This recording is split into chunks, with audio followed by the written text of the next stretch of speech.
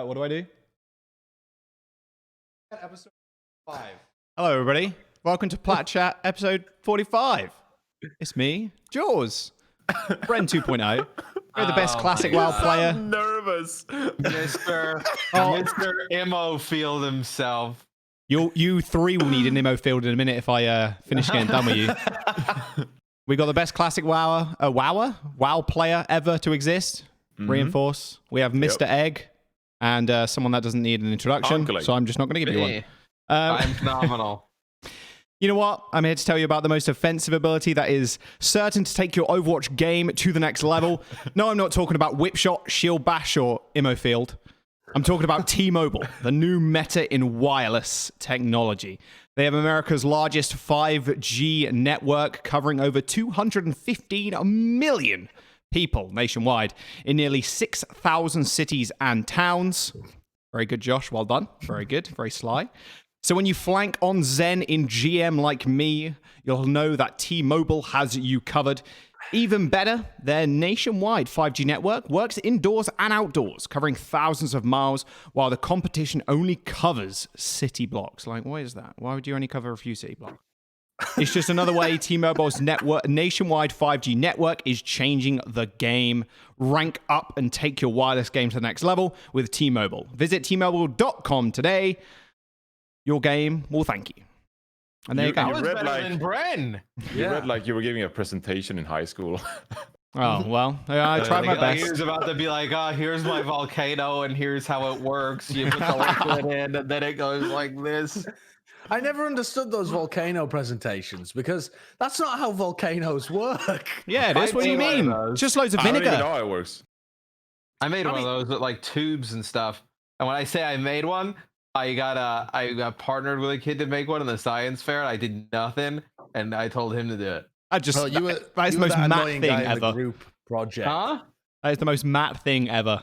Yeah, just I partner with someone else and let them do I it. didn't have to do it. Yeah, I mean that's what he's been doing for his entire career with Mitch, isn't it? It's just one big group project. Like before me, Mitch was doing a World of Tanks mobile in Siberia.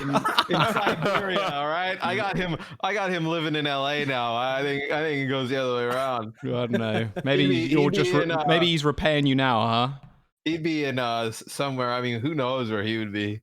Yeah, PUBG Mobile. I don't know. Maybe it'd be tough for him to break into PUBG Mobile. To be honest, true. It's a ruthless scene.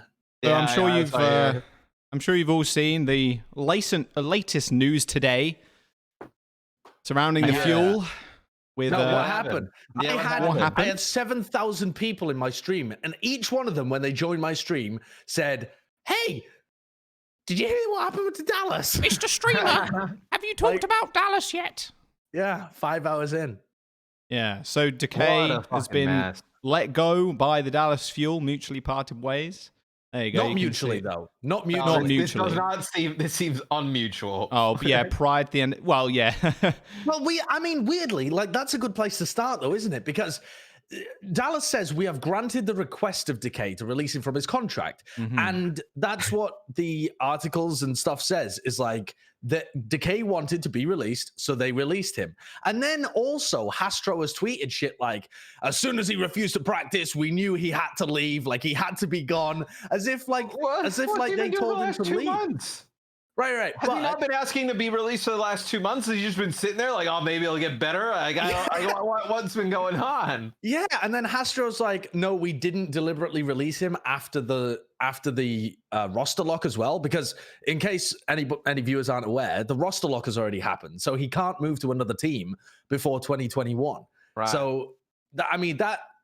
It's almost like a smart move. Like, genuinely, if you're going to get rid of a talent like this, you can't honestly be too mad that Dallas did that deliberately, but apparently it wasn't deliberate. Any team would pretty much handle it that way. Like, you wouldn't, like, if you're Dallas, and you even with your kind of like depleted team, you're still in like the middle of the pack in NA, because NA is so like lopsided up top and then in the bottom. Yeah. You would never risk, like, imagine if they released him like a week ago and he went to the Outlaws or something. Like how shitty would that feel? Or he went to the Gladiators, back to the Gladiators, right? And then now you look around and you've traded OG for nothing. That's Crimso's tweet. This ain't good. When one of your starting players is going with the dog and the on fire room emoji, there's probably a little bit more going on. But can you imagine though, like waking up, you're Crimso, you get your bagel, you get your coffee, you're feeling good, you're gonna go play some Overwatch today with the team. You show up at practice, sit you down, they're like, hey, Decay's gone, Tiggity, he's gone as well, Arrow's gone as well. Start practicing for the countdown cup. Like, what the hell? Yeah. I mean, how do you start to get that going? Like, I mean, they honestly already looked defeated in their match against Atlanta Reign. Didn't you cast that match, Jaws?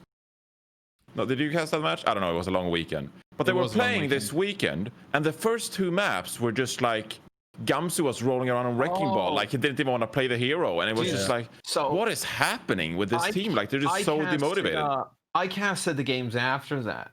And I remember I woke up in the morning. I'm like, oh, man, I got some time. Like, I did the rehearsal, like 9 a.m., whatnot. And then I remember just like laid in bed for like 20 minutes.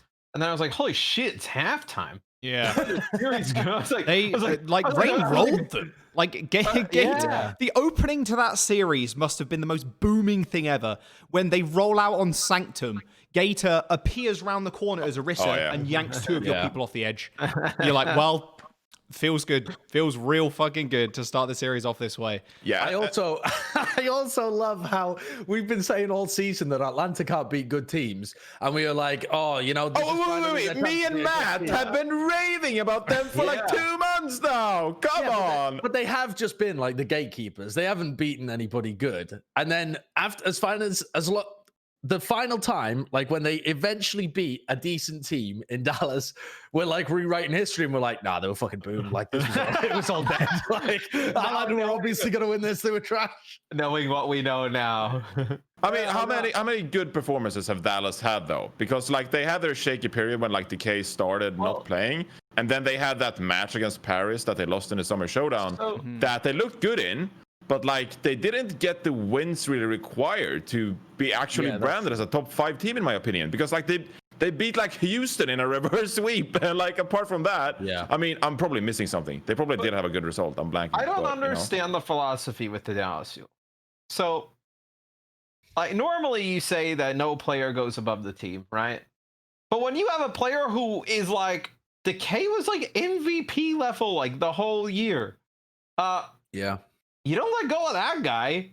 You ask that guy what the hell he needs. Because imagine the exact kind of conversation probably could have happened with Carpe in the Fusion after like season 1 or season 2, and he could have been like, "Nah, I'm out, whatever." Oh, like how we demanded that he didn't want to play with Fraggy. And but guess what? They didn't bench Carpe because he didn't want to play with Fraggy. They're like, hey, Fraggy, go figure out something else to do. Sorry, we're getting Sato. Like that's what you do when you have a player that's that good. And now I struggle to find where Dallas is going to get a player this good. Like there aren't that many players this good just hanging around. I think all the players that have been hanging around, like Kevster, only got in EU. I mean, they could maybe pick up a Korean player, but they will be playing on ping. Not as good Obviously, as roster lock is already happened. So Decay. Definitely not as good as Decay. All those my point was all those players have already been picked up.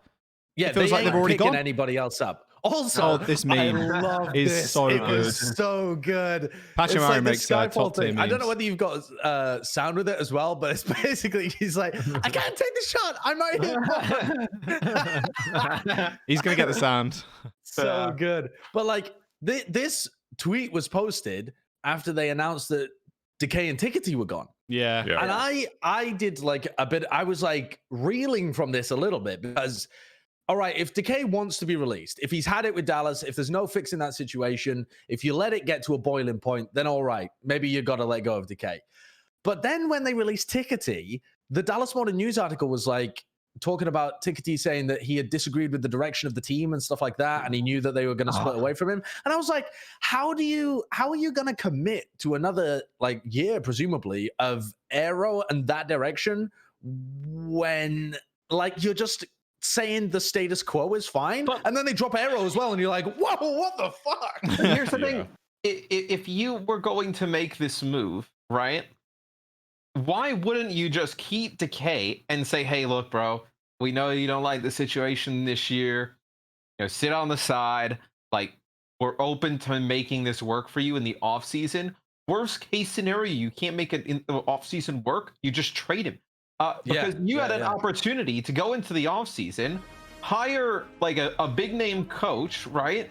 Combine that with Decay and Doha, and you would have been a destination for a lot of like free agent players.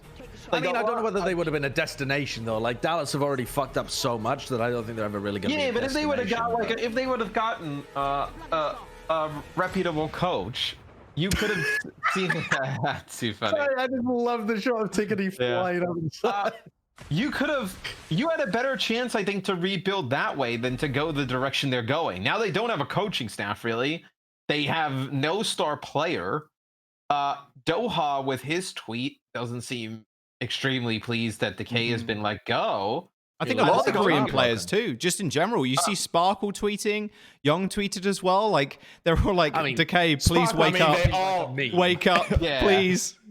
It's they just all want Decay, right? Yeah, so they like, not hey, only do they what's all up, want dude? Decay, but they're all like kind of pissed. Like I think there's gonna be a point where Doha either walks or he just leaves the fuel in the offseason after Decay leaves, because I just don't see people sticking around. Because if you let go of a star player like that, what message does that send to other players that potentially the Dallas Fuel are chasing? We don't know the motivations, right? Okay, like that is the most disappointing thing to me, that we don't know why this happened. Because I will say, sorry, just before we go on this topic, I got in touch with Swing Chip.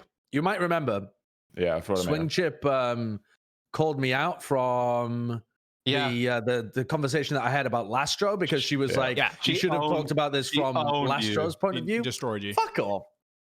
Anyway, so Swing Chip, basically, I hashed it out with her in the DMs ages ago. When was this? Like a month ago or something. Yeah. And I said, she was basically saying that whenever these kind of situations happen, to get in touch with her and to facilitate a conversation with the Korean player that has been in this like controversy, and we'll get it from their point of view. So she reached out on my behalf to Decay, and Decay replied with, this is just a personal problem for me, so I don't think there's anything for me to particularly speak up about. And I was like, well, fuck.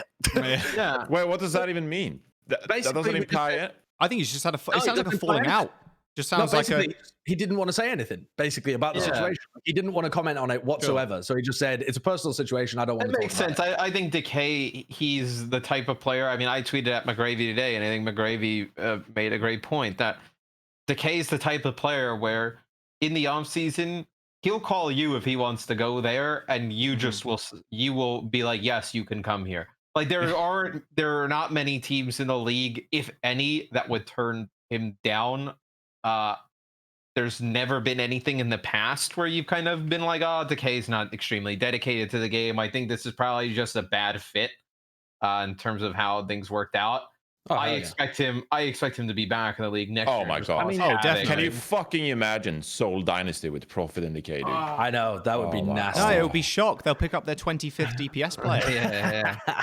No, dude, that's the sad part. Is Decay could help so many teams make the league so interesting right now in terms of being like an add to a team, and the fact that like you never see really a team being able to pick up a legit like MVP caliber player, right? Yeah. Like, I think Decay on the right team has the potential to be the best damage dealer in the league.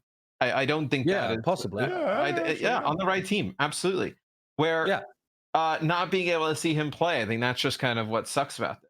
I was making a like Korean all-star team just for fun on my stream, and I felt like Decay belonged in that. Like if you're going to pick up 3, maybe 4 DPS players to build out like a big 9-man roster, then hell yeah, you put Decay on that roster. It's hard for him not to be the long-range hit scan player. Wake on up. That team. I thought this was a really weird like meme post from Sparkle. I love it though. I love Sparkle, man. Like you need to help Doha. You need to help him. I want to just kind of like run through my brain, because I still find this whole situation really weird.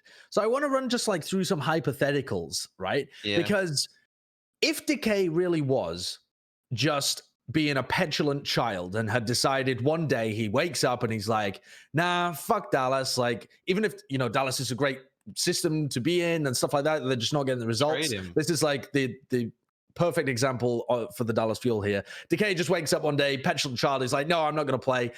Why would you ever get rid of Aero in that situation? Because he would have handled it well by benching him. So that doesn't make sense, right? Like, that hypothetical makes no sense. Clearly, it was not just Decay. You would have released him or traded him. Yeah.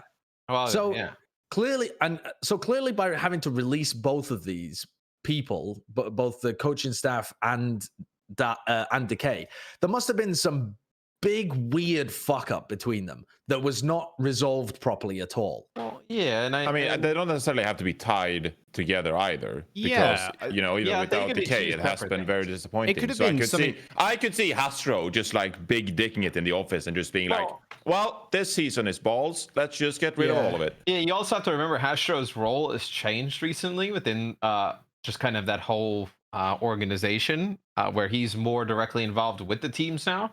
So this could have been now him being in there almost like every day, or being a little bit more tied to the teams and seeing like what's going on and being like, you know what, we need a culture shock, a change up here to try and get things going in the right direction. Just go super heavy handed with it and just go boom, done. Yeah. Try something else. From my perspective, like Dallas hasn't been playing with Decay for a while. So is them removing 2 coaches going to change things drastically, and the player not really? I'm more interested now in that we're going to have Decay in the open market at some point, and that's going to could change like the landscape depending on where he goes. Like, could you imagine a way where he ends up on like a Hangzhou Spark, right? And you have a DPS line of Godsby Architect and he could go wherever the hell he wants. Yeah, he could go wherever the hell he wants. And NYXL could put together Decay and Hacksaw if they wanted to. Like there's so many possibilities, and that's what excites me. And what's crappy about that excitement is who knows when we're going to get a chance to see that. Yeah, or if he even sticks around in Overwatch as well, because that's got to be also something that has to be a very real consideration here. If the guy, I don't want to have this conversation. Can we just not have this conversation? If the guy has to wait until 2021, he's gonna be thinking about other possibilities as well, especially if he can't get paid. Because it's a long time. I was thinking about that today. That's a fucking long time. We're in August. Like in August. That's 5 months of not being paid. Yeah, exactly. And like doing what exactly? He'll get on stream, dude, and he'll be racking in the primes, dude. I hope he probably has bank. He'll be flooded in the Twitch prime. I mean, he should. You don't think he has bank? Well. Yeah, his contract was allegedly enormous. Yeah. He ain't worried about that. He's in Hawaii hanging out. He's good. Yeah. Right. Let's move on to the next topic. Fusion. Wait, hold up. No, hold up. Stop. Yeah, we haven't really talked about Aero that much as well. Okay, so you want to talk about Aero a little bit more? Because I think there's a conversation to be had whether we think we'll see him coach for another team, or whether we think he will move on and potentially join other, people in other games and whatnot. Because I think there are teams that could actually look at Aero, because regardless of what Reddit thinks and like the performance and history of Dallas Fuel or whatever, a lot of people have respect for this guy within the community because he is legitimately a really cool and friendly and awesome dude to hang around with. And he has a shit ton of experience. Experience counts for a lot when it comes to coaching and managing teams, because so many people think they could do the job just because they understand the game, but they don't understand what goes into the day-to-day, and they don't... The interpersonal relationships are as important, almost sometimes a little bit more than just like having more detailed game knowledge. You can see what happened to Dallas. I mean, clearly that was like a massive failure of some interpersonal issues. Now, that might not have all been Aero's problem, but I think a lot of people are willing to pick up somebody like Aero because they assume learned from the mistakes that they've made in the past, and they don't want to hire someone brand new who doesn't have the experience, has never made mistakes, and is just going to do them all over again. Aero, I think you will see again in some kind of coaching structure in the league, whether it's an assistant to head coach somewhere. I think unlike some of the other coaches who had like a really kind of volatile fallout with like a team or players or whatnot, I don't think Aero's kind of had that same thing. And mind you, he did coach Team USA, and they were pretty decent under his watch, right? I mean, I think that was majority. You can those Junk players. Buck, to be honest. Oh yeah, true, Junk Buck as well. But I think he is well respected enough and liked among the group of people in the Overwatch League that he'll find something if he wants it. I think I it'll be a also think it's 2021 situation. Like, he's going to wait until then. I think, especially with being taken off the team at this stage in the league, I don't think there's obviously any way he goes into something now and just kind of bides his time and waits for restructuring of teams next year and then slots in somewhere else super easily. You never know. I mean, if somebody wants, him for the end of the season and playoffs, just yeah, for sure, break down some more footage, watch some extra stuff, right, on a basis like that. I could totally see him. Yeah. I'm not even sure whether Aero did that kind of thing, though. That's because when you get to a head coach kind of level, you stop being involved in the nitty gritty so much, or like the strategy. Stuff, yeah. It's more like managerial kind of things. So I don't know. I think that it will be good for Aero, though. I mean, the guy had tons of time and a lot of resources to turn around the Dallas Fuel, and he has proven that he can't do it. And that doesn't mean, though, that he can't do well for another team. It just means that he couldn't do it on Dallas. And you can be a bad coach for one team but a good coach for another. Well, the decisions that you make aren't necessarily going to be bad for all teams. Well, what team right now would you say Aero could be useful in? I would have said that he could be useful for like a restructuring of Justice or something, except that they've decided to promote Supreme into that level and they're going full Korean, so perhaps not. I mean, maybe like a Boston Uprising if they weren't comfortable with what Mineral did for them in the head coach position last year. I think it'll be something where he has to try and work with a real bottom level team to get them working. Or I could see maybe not as a head coach, but maybe he gets brought into the Gladiators because he's worked with OG and Space in the past. Yeah. So has some type of relationship with those players. Could be an additive piece there. That's always a possibility. He cares a lot about his players. I want to put this across as well, because I saw a lot of the fans being like really happy that Aero was fired. And I see why that happens. I mean, that happens all the time in sports as well. You have like a head coach or a manager that you disagree with a lot of the decisions that they made. So you're excited when they leave because it means a new direction for your team. Yeah. And that's fine. I saw one video where there was like someone had edited the sound of trumpets and then people going, we did it to Aero being fired. I thought that was in pretty fucking bad taste. Especially because he's just such a lovely guy. Like, he genuinely really does care about his players a lot. It feels like you become enemy number one almost rather quickly being a head coach because you make a couple of wrong decisions or the fans as well for the Fuel. But like, and he did make a lot of mistakes. For sure, but what I'm saying is you almost instantly become that enemy because they want to point the fans want to point the blame at something, and it's like, well, coach, like the players, they're playing really well, like they're my favorite player or whatever. So the coach takes the brunt of it. The coach, right? The job of the coach is to be like the shield of the players at times. So when the players are shitting the bed, you kind of have to get out in front of that and take some of the blame, which in turn is going to get the fans giving you a lot of that noise. I dealt with that for 2 years when we were doing Call of Duty stuff, and Call of Duty fans could be pretty emotional, brutal, pretty emotional, pretty emotional at times. So you would hear it pretty bad, but you get it. I mean, that's what they want to go yell at somebody. You're the person they want to yell at, and you go to the bar, you order some wings, you watch some sports, and then you scroll through your tweets and laugh. I mean, that's kind of what I did. It was just I can't take it that serious. I think same people that ask you for pictures at events are the ones who want you fired on Twitter. Yeah, true. That's absolutely as the coach, I'm sure they were lining up to get Aero's signature, and then as soon as they got home, be like, "Fuck that guy." I think it's interesting to kind of theorize about what the next direction is for Dallas, though, because if they're willing to both get rid of that. So what's so mind-boggling to me is that if they already had plans to make broad sweeping changes to get rid of their head coach, why not find a head coach that was willing to work and fix the situation? You know what I mean? Like, couldn't you talk to Decay and say, we are making these changes. You were a little child in how you dealt with it. Like, if that's how they really felt about it, but we are making changes and We you're a want really you to good be a part of player. it. We still want you to be part of it. Let's have a blank slate. Like, how was the situation so unfixable that even if you brought in brand new fresh people and a brand new vision for the Dallas Fuel, that you still felt you had to get rid? That's But right. why would Decay. Decay agree to that though? Like, how does that help him? Well, let's say he Now he's a free wants agent. to pick whatever teammates he wants, right? And like wants to pick the coach and have like heavy input. Some players I would wouldn't do that. Why?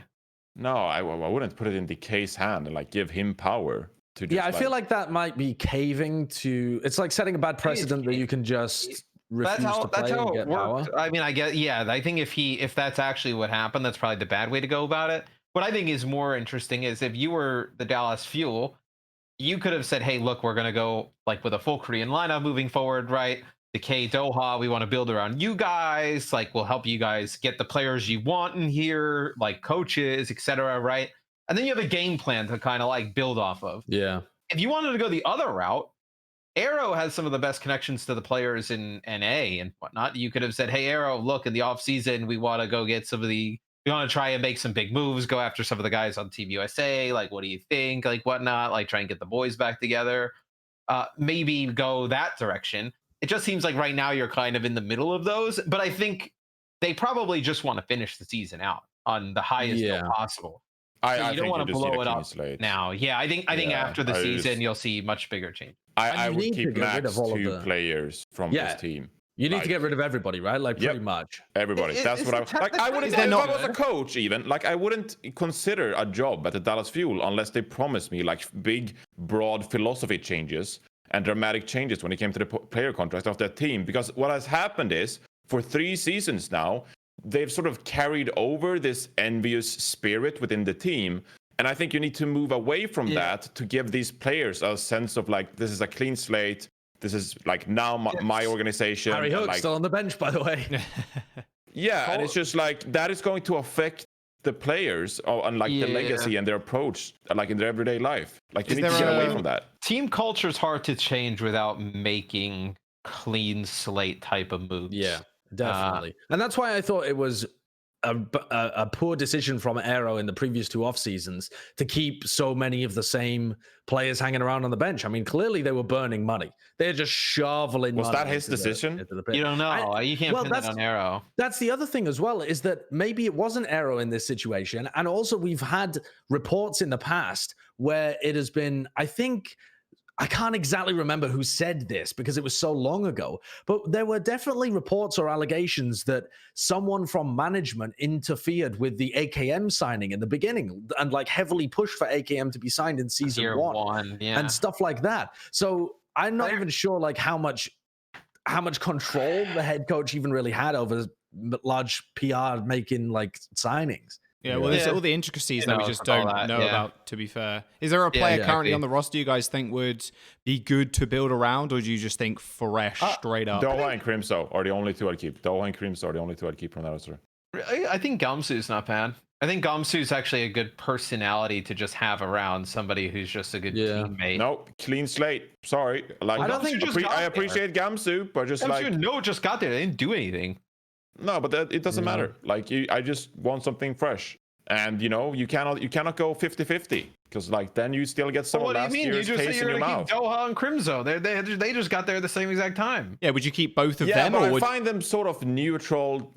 I don't even know how to put this into words. Like I don't. You don't see them as I find them way troublemakers. more neutral in their identity to the Dallas Fuel compared to Gamsu and Node for some reason. Okay. Really? I mean, I see Gamsu the other pretty way, much the exact same situation.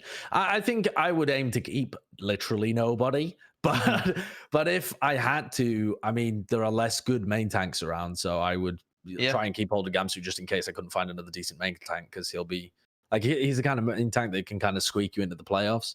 But yeah, I guess I'm just kind of scared of his upper limits though. Well, yeah, but because I'd rather pick up a tank with like a main tank with potential to actually become like a top team within the league. And Gamsu has some of that, but we haven't seen a high enough level from him to really like justify that potential, in my opinion. Would you pick up another main tank then? In that case, if you kept Gamsu, pick up another main tank that has this potential and have him under his wing for a while, and then obviously just replace everybody else too, and then build that like maybe unknown prodigy up through Gantic. It's also kind of, you don't know how the situation's been the whole year, so you don't know how fair of a chance some of these players have gotten, where they're kind of shoehorned into compositions they don't feel great about. They're, a lot of stuff going on with the team internally. It's all over the place. You're adding in new people. They changed the support line like halfway through the year. What about, do you think then as well that Young probably shouldn't stay as the head coach? He's currently interim head coach, but I mean, if you want a fresh start though, you probably want to bring in, like, what I was thinking is, what if they just paid Packing 10 a bunch of money to come in and build them? What? Well, because Packing 10 has done really well for the Valiant in building out a cheap budget team, and he's got good results with it. He's clearly got great scouting. They've got like a system where him and Gumba combine. Gumba's more of the like stats guy, and he picks out people via the eye test or whatever. Yeah. And if you are willing to outbid the Valiant, who are at the moment unwilling to pay that much for players, so I can't imagine that Packing 10 would be on a ridiculous salary. If you're willing to outbid Packing 10 for that, and you promise him a fresh slate and more resources than he would get at the Valiant in terms of, salary to be able to work with, that could be a really promising turnaround. The Dallas fans would believe in Packing 10 because they've seen him produce results. So I'll say this, more resources usually means more expectations as well. Why leave a situation where you have players who you can keep for an extended period of time and make even better for something that you have no clue? You're going in, Dallas is one of the largest fan bases, which is great, but they're also going to expect things faster than other fan bases. So you have massive expectations to turn this thing around in a short amount of time. Sure, you have more resources, but you're starting with none of the building blocks potentially. I think it would all come down to if somebody actually saw the roster and said, you know what, they only mess up in one or two spots with this roster. We can easily turn this around, and somebody goes in there and does that. I think if you're somebody like Packing 10, you have it pretty good for all intents and purposes with the Valiant. So why shake the boat? For the money. For the bag. We know where Sideshow, what Sideshow thinks. Regardless of the circumstances, always go with the bag. Greed is good. Yeah, he's there. There's a reason why him and Jeff Bezos share all that money together. Oh yeah, just me and Bezos. I'm his little. You even shaved your head to try and look like him now, so you can. You show up at the bank and you're like, I'd like to take out money for Bezos. They're like, nah, ain't you, fam. It's Johnny wearing the turtlenecks. I think we should be looking at I haven't worn one in months because they bought all of these turtlenecks going into the season, and we couldn't get the wardrobe. So I know Haley probably doesn't watch Plat chat, but I think I'm just mixing up Jeff with fucking thingy from Apple. I don't think Jeff Bezos wears turtlenecks, does he? Yeah, no, Jeff Bezos doesn't really wear turtlenecks. You mean Tim Cook? Tim Cook, I think is. No, not Tim Cook. Fucking thingy. Steve Jobs. Steve Jobs. Yeah. No, he was famous for turtlenecks. Yeah, no. I don't know about Bezos though. This episode, so far it's been really good. I would say the one thing that's very odd is like Jaws is like an actual host. Like Bren usually doesn't try and move to the next topic. He doesn't really know the topics half the time. Or Jaws is like, oh yeah, let's go to the next thing. I'm like, wow, we're moving. Well, maybe this episode won't be. We haven't moved. We've talked about Dallas You've for done 40 one, minutes. yeah. Well, that's because he tried to move and you were like, no. Which was fine. Maybe a little bit too quick there. I think some of us all are. Put your foot down. That's fine. Yeah, you're getting the groove of it, Jaws. Keep going. Yeah. So next topic, I'm going to move on now. Unless Johnny, you got something to say? No, you're good. Yeah, I think we should talk about. Ticket's future in the Overwatch scene. Come on, man. He didn't want to go. He's a good badminton player. The Fusion being Warlords. Oh yeah, so I wanted to talk about the Philly Fusion because their performances this past week was honestly incredible. Like I was so close to predicting, spoiler, them to win the Countdown Cup in my bracket because that was some of the best Overwatch I've seen played in ages. They had a flow to their game that I haven't seen from a lot of teams this season, where there was no hesitation, everything just came to them. Their ultimate user was on par, and there were no like setups because like it just happened. They were just in a flow state the entire time, and it was so impressive with Ivy on the Genji. You saw Hisu come in. They have Carpe. Like they are a serious contender to win the Countdown Cup. I picked them to win the Countdown Cup. I think they'll win the Countdown Cup. I saw Custa put his bracket up as well, and he has them winning the Countdown Cup. Yeah, as well. he does as well. Yeah. I felt the same things as you, Johnny. I got to cast their game on Sunday. Just really lights out, and I think when you have like a player like it's so crazy this roster. Like Alarm is incredible. Like in the backline, I think I heard Josh talking about it on a stream. Like if Carpe was like your first half of the season MVP, like Alarm's kind of gone under the radar. It's like your second half MVP. Yeah. But just the ability, like on Gibraltar, right? You can pull out like the Sombra with the dive. I think Sato's probably been one of the more underrated players all year. No. He was not underrated to start the year. Everyone was buying Sato Stones. That's true. He went parabolic, dude. Before the season, everybody thought he was still a potato. Yeah, and then at the beginning of the season, he played more Rhine and was hitting big shatters, and that's the only reason that. But do people talk about him as being one of the best main tanks in NA now? I think he's one of the best main tanks in the world, actually, at the moment. But yeah, I think that's been the narrative. I mean, he's been in that conversation all year, I'd say. Maybe to us, but I feel like to the public, it's not as obvious of a conversation. So now you're actually telling our audience that they're dumb for not being as smart as us. Well, I mean, no, I'm telling them that, you know, every time Bren says, "Oh my goodness," there's another player somewhere that's doing something that resulted in the "Oh my goodness" play from the other guy. I just think, like Johnny said, they make everything look so effortless, and I think now that they have some different looks in the mix, the one thing that I liked, which is kind of odd considering I love him so much as a player, is that they're not afraid to take Carpe out in certain situations, and they're playing Carpe in his best positions on the Ashe, on the Widowmaker, on the McCree, not kind of pushing him into the Tracer and like Tracer Genji comps. It seems like they moved away from that, which I personally like. They looked so strong this week. Yeah. What do you think about this? Because I didn't really pay too much attention to. All right, Philly played a bunch of dive comp, right? Like he played the composition that you see at the top, the Ana Brig and the Winston Zarya, and then the Genji and the Sombra. And I thought, oh, this is a cool comp, but I'm not really sure how it's going to stand up to like a good double shield team, because the teams they played against were Dallas and then the Valiant. And they specifically did this in the Valiant game, and they dumpstered the Valiant. But I thought, all right, well, Valiant haven't looked so good recently, honestly, because they can't play Shax on the Tracer. They tried to play Shax on the Tracer in Gibraltar, but they got dominated by the dive. And then I watched the APAC teams play, and a lot of them were playing this dive kind of stuff. And they were beating the double shield teams as well with like really good Winston gameplay with the nanos and the primals to make tons of space. And it seems like double shield is maybe not the be all and end all to this meta that we thought it was. So here's what I like about having the Sombra Genji with the on-end play. Is every other fight you basically own the win condition, whether it's with EMP or Nanoblade. For sure. Yeah. And because of the double tank, like the double shield, like Sombra is able to farm EMP so fast. I remember in offense on Gibraltar, before he even translocated once, Hisu had 50% of an EMP. Like right off the bat. And when they always like the tanks in double shield, they're not mobile.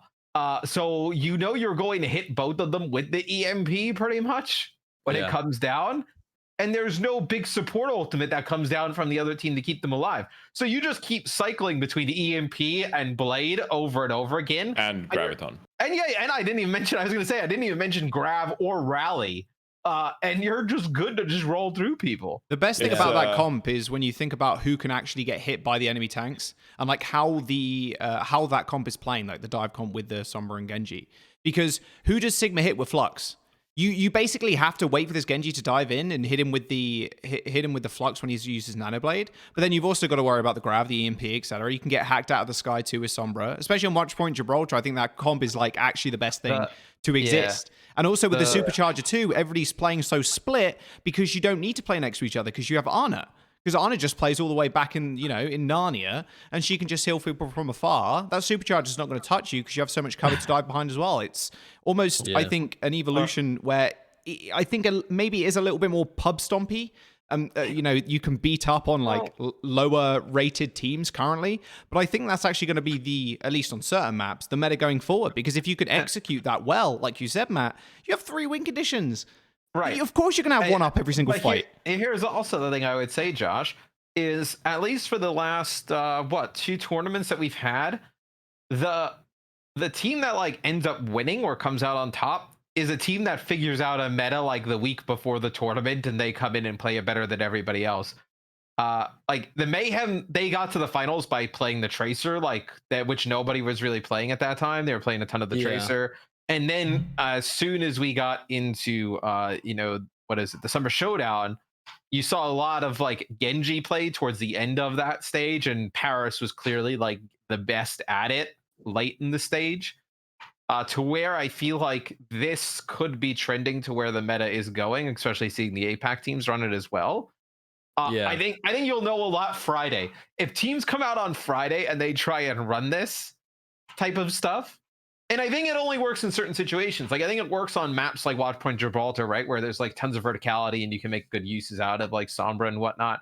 King's Row, I still think you'll see like double shield Ash type setups. I don't think you really see this be prevalent, but having the ability, if you lose a map, to take it to a map that you'll be able to run some stuff like this, I think is a huge advantage.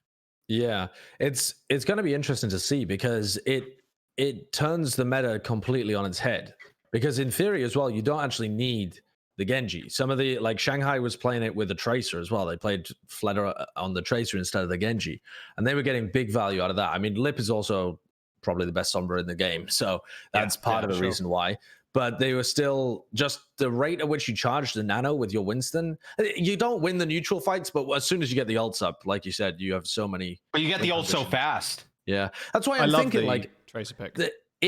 Even though we're in a Genji meta right now, Shock could play this comp really effectively with Striker on Tracer, and it wouldn't be that good on Gibraltar, but it would be pretty good on every other map. Who has played the Sombra then? They could play Rascal. Ants has been playing Sombra recently within these kind of compositions too. So I don't know. Maybe you try Ants on it, because then you can also run like Ants on the Ash too, because it's like normally your hit scan player that you want playing the Sombra in case they want to swap off to play like Genji Ash, stuff like that. So yeah, even though I came into this week thinking that Shock would be pretty disadvantaged in this Countdown Cup, honestly. Like they shouldn't be expected to win it, because they haven't been playing powerful Genji compositions, to be honest, and it's a Genji meta. But if we end up seeing more and more teams playing the Winston comps, well, Shock have been so good at running Smurf on Winston and Striker on Tracer. So if it tends towards that direction at all, well, Shock are straight back in it as potential favorites. Yeah, the Tracer also wins the neutral fight against the Genji more often than not too. Like if you're mirroring in that situation with your comps apart from the Genji Tracer, the Winston and the Tracer will win out against the Genji and Winston. Until Genji's the ults come online. Crazy. Yeah, until the ults come online, of course.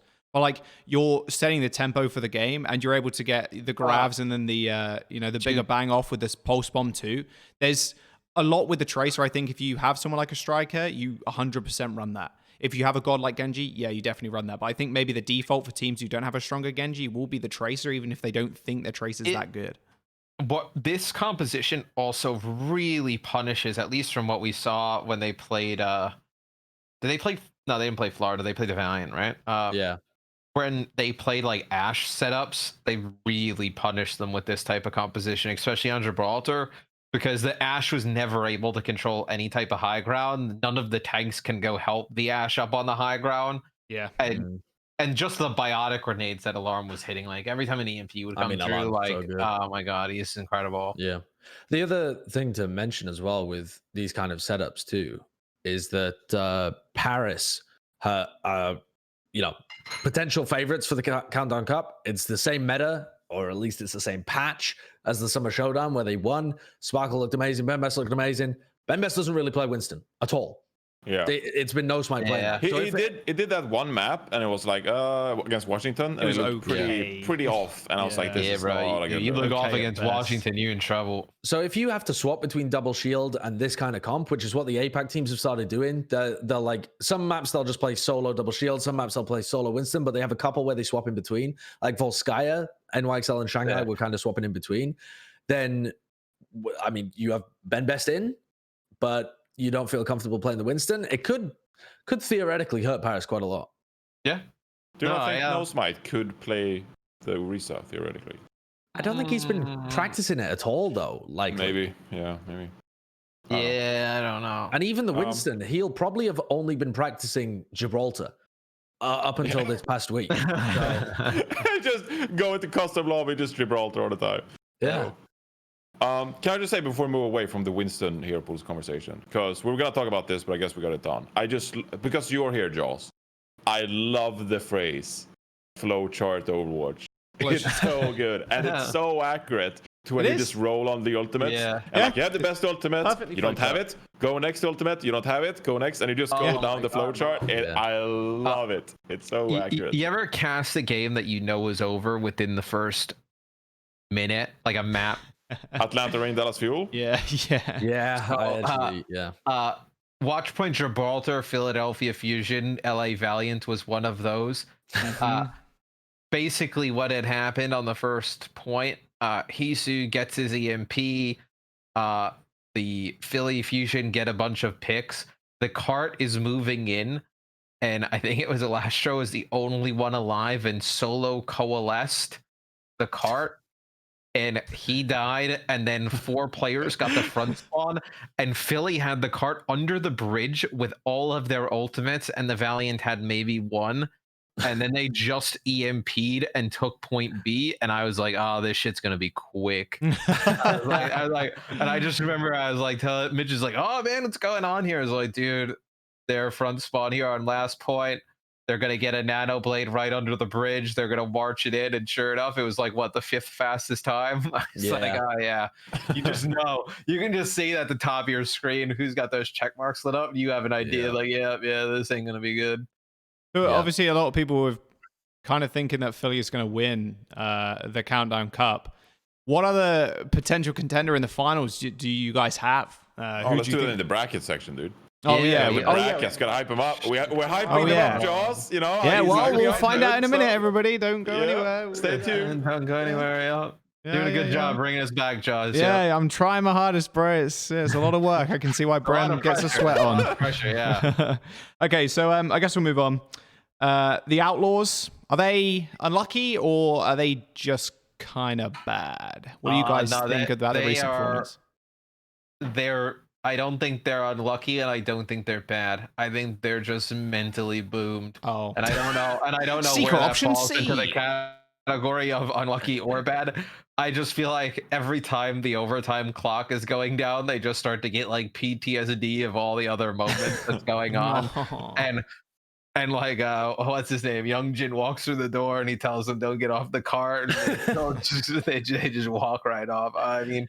The end of that match with Outlaws versus Valiant, it's got to be one of the worst, because it wasn't even like that was the only time in the series where they threw away a really winnable fight. They had done it so many times in that match already to give Valiant like a road back into the series. They just lose a reverse sweep in the week before to the Dallas Fuel. Like, it's fucking tragic, actually. Yeah. They're so unlucky. Dude. Everyone ran away from Meko, and no one cleared the left-hand side. They all ran away from him. They didn't think to heal him at all. They all just run away. Yeah, you know, it's funny. Remember when Josh earlier was saying like, "Oh, packing 10 for the bag," right? It's like, Meko's the reason you don't do that. Look at Meko here. Like no one's. Oh wait, no, was it here? Yeah, it's here. Yeah, like no one's healing him.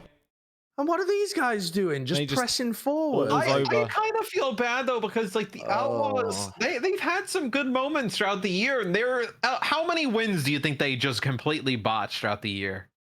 But that's why I put the title whatever. Unlucky or bad, because I actually think they look pretty good. Like when you see them play, they do a lot of mistakes and they lose fights they shouldn't. But like in general, it feels like they're improving. Like Hydration has stepped it up a little bit. Dante Sombra was on par, you know. So like there are good things, but they just cannot get over the hurdle. And but there's a word for the Houston Outlaws, and it's always been the same word. They are anti-clutch. Whenever there's a situation that they could throw, you bet your ass they're throwing it. I will say though, Look at McGravy hyping he's himself up popping without off. touching the point. This team, unlike how you kind of see Dallas, who hasn't really been able to like rebuild and pull it together, this team is headed in the right direction, I believe. Yeah. Like I think, I think step by step. Anyway. right, but at least you can see improvement. You can see a direction, right?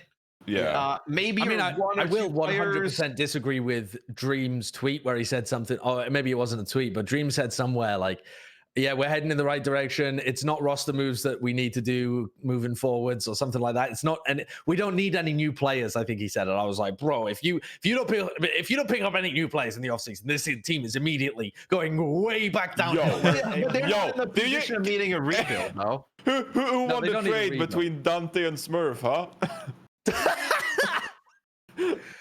Just putting it out there, there is a different world in where Smurf is the main tank. For Obviously, the Smurf is an incredible player. I do think Dante is.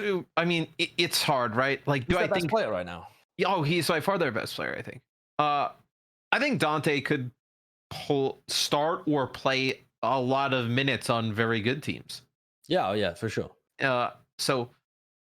Like, I even think there's a world in which the Shock would be like, yeah, like we would love to have a player like Dante still on the roster. Imagine if the Shock had Dante's Genji, right? Like, to combine Dante's with Genji. somebody like, he plays Genji. It's pretty good. Yeah, it's all right. To combine with a striker. Yeah, I mean, better than Rascal and Tayo. I haven't had as much. We haven't really seen that much of the others, but yeah, the others pretty decent. Playing. Yeah, I mean, I assume he's better. Yeah, it's pretty good. I mean, I think the Outlaws are weirdly like maybe the fifth best team in NA though. Like it's between them and the Valiant and Atlanta, and maybe it's Atlanta. Actually, Atlanta have looked a little better than both. You saw the Gladiators hanging around there? Not really. They're starting to make their way back up. Dice roll for the mid spot. It's a slow roll for the Gladiators back up the mountain, but they have really good peaks, but I mean, you just cannot bet on the Atlanta's the one. I mean, no disrespect by saying this whatsoever, but I thought it a funny comparison. That I watched the Gladiators play their match this past weekend. Oh my God, who did they play? Who did they play even? They played someone this past week. Who? And I looked Gladiators? at the gameplay. They played Mayhem.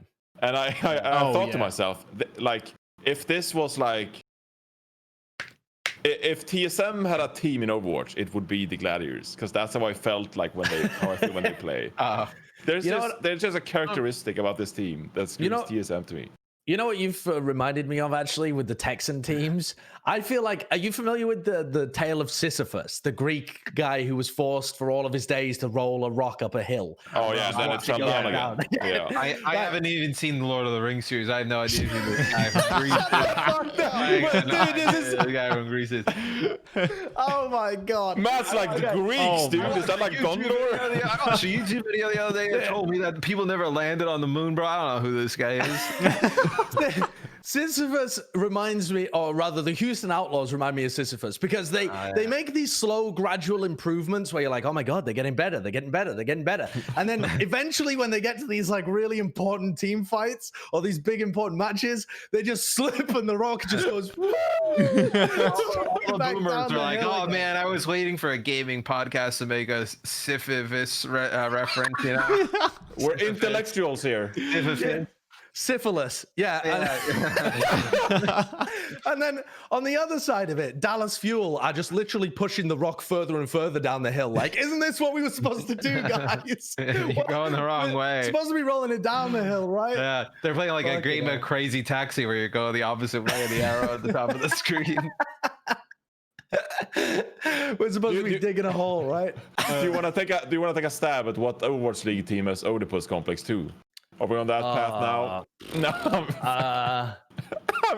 Okay, I didn't even know that one. Like, I don't even know what that means, bro. We don't need to talk about it. do you think there's going to be, regardless of put a comment down below, YouTube section. What team you think has Oedipus Complex? Ring the bell. Watch the ads for Kurt. What? Regardless of Dreams, whether it was a tweet or whatever. Do you think there's going to be any player that's like, I am not going to want to be on the Outlaws next year? Or do you think there's going to be a player that could be added to Outlaws That's going to be actually the person that's going to push them up the hill and tell them to keep pushing rather than let it roll down. You need to maybe add another damage dealer. Like, I'm not sure how like Blase and like Linkser have kind of worked around, but I wouldn't say like I think Houston's one of the teams, like just add like maybe another main tank player and then add another DPS player and run it back. I think a main tank player would definitely help. Put hydration back on DPS maybe, and then I don't know where Moomer is right now, but I also think playing. There's something to be said that a lot of the players on Houston just genuinely like playing with each other and being around each other. So it's breaking up some kind of good culture is bad. So I think just adding people or pieces can be better for them. But they need to perform, though. They need to perform the rest of the season if they're gonna be able to like have a say in staying together. You know? Yeah, but like, because I don't think so far you can really justify. But you look at some of these games though, and all right, so you say that, but you look at their record, right? 6-15, not That's great. fucking awful, man. But you look at some of the games though.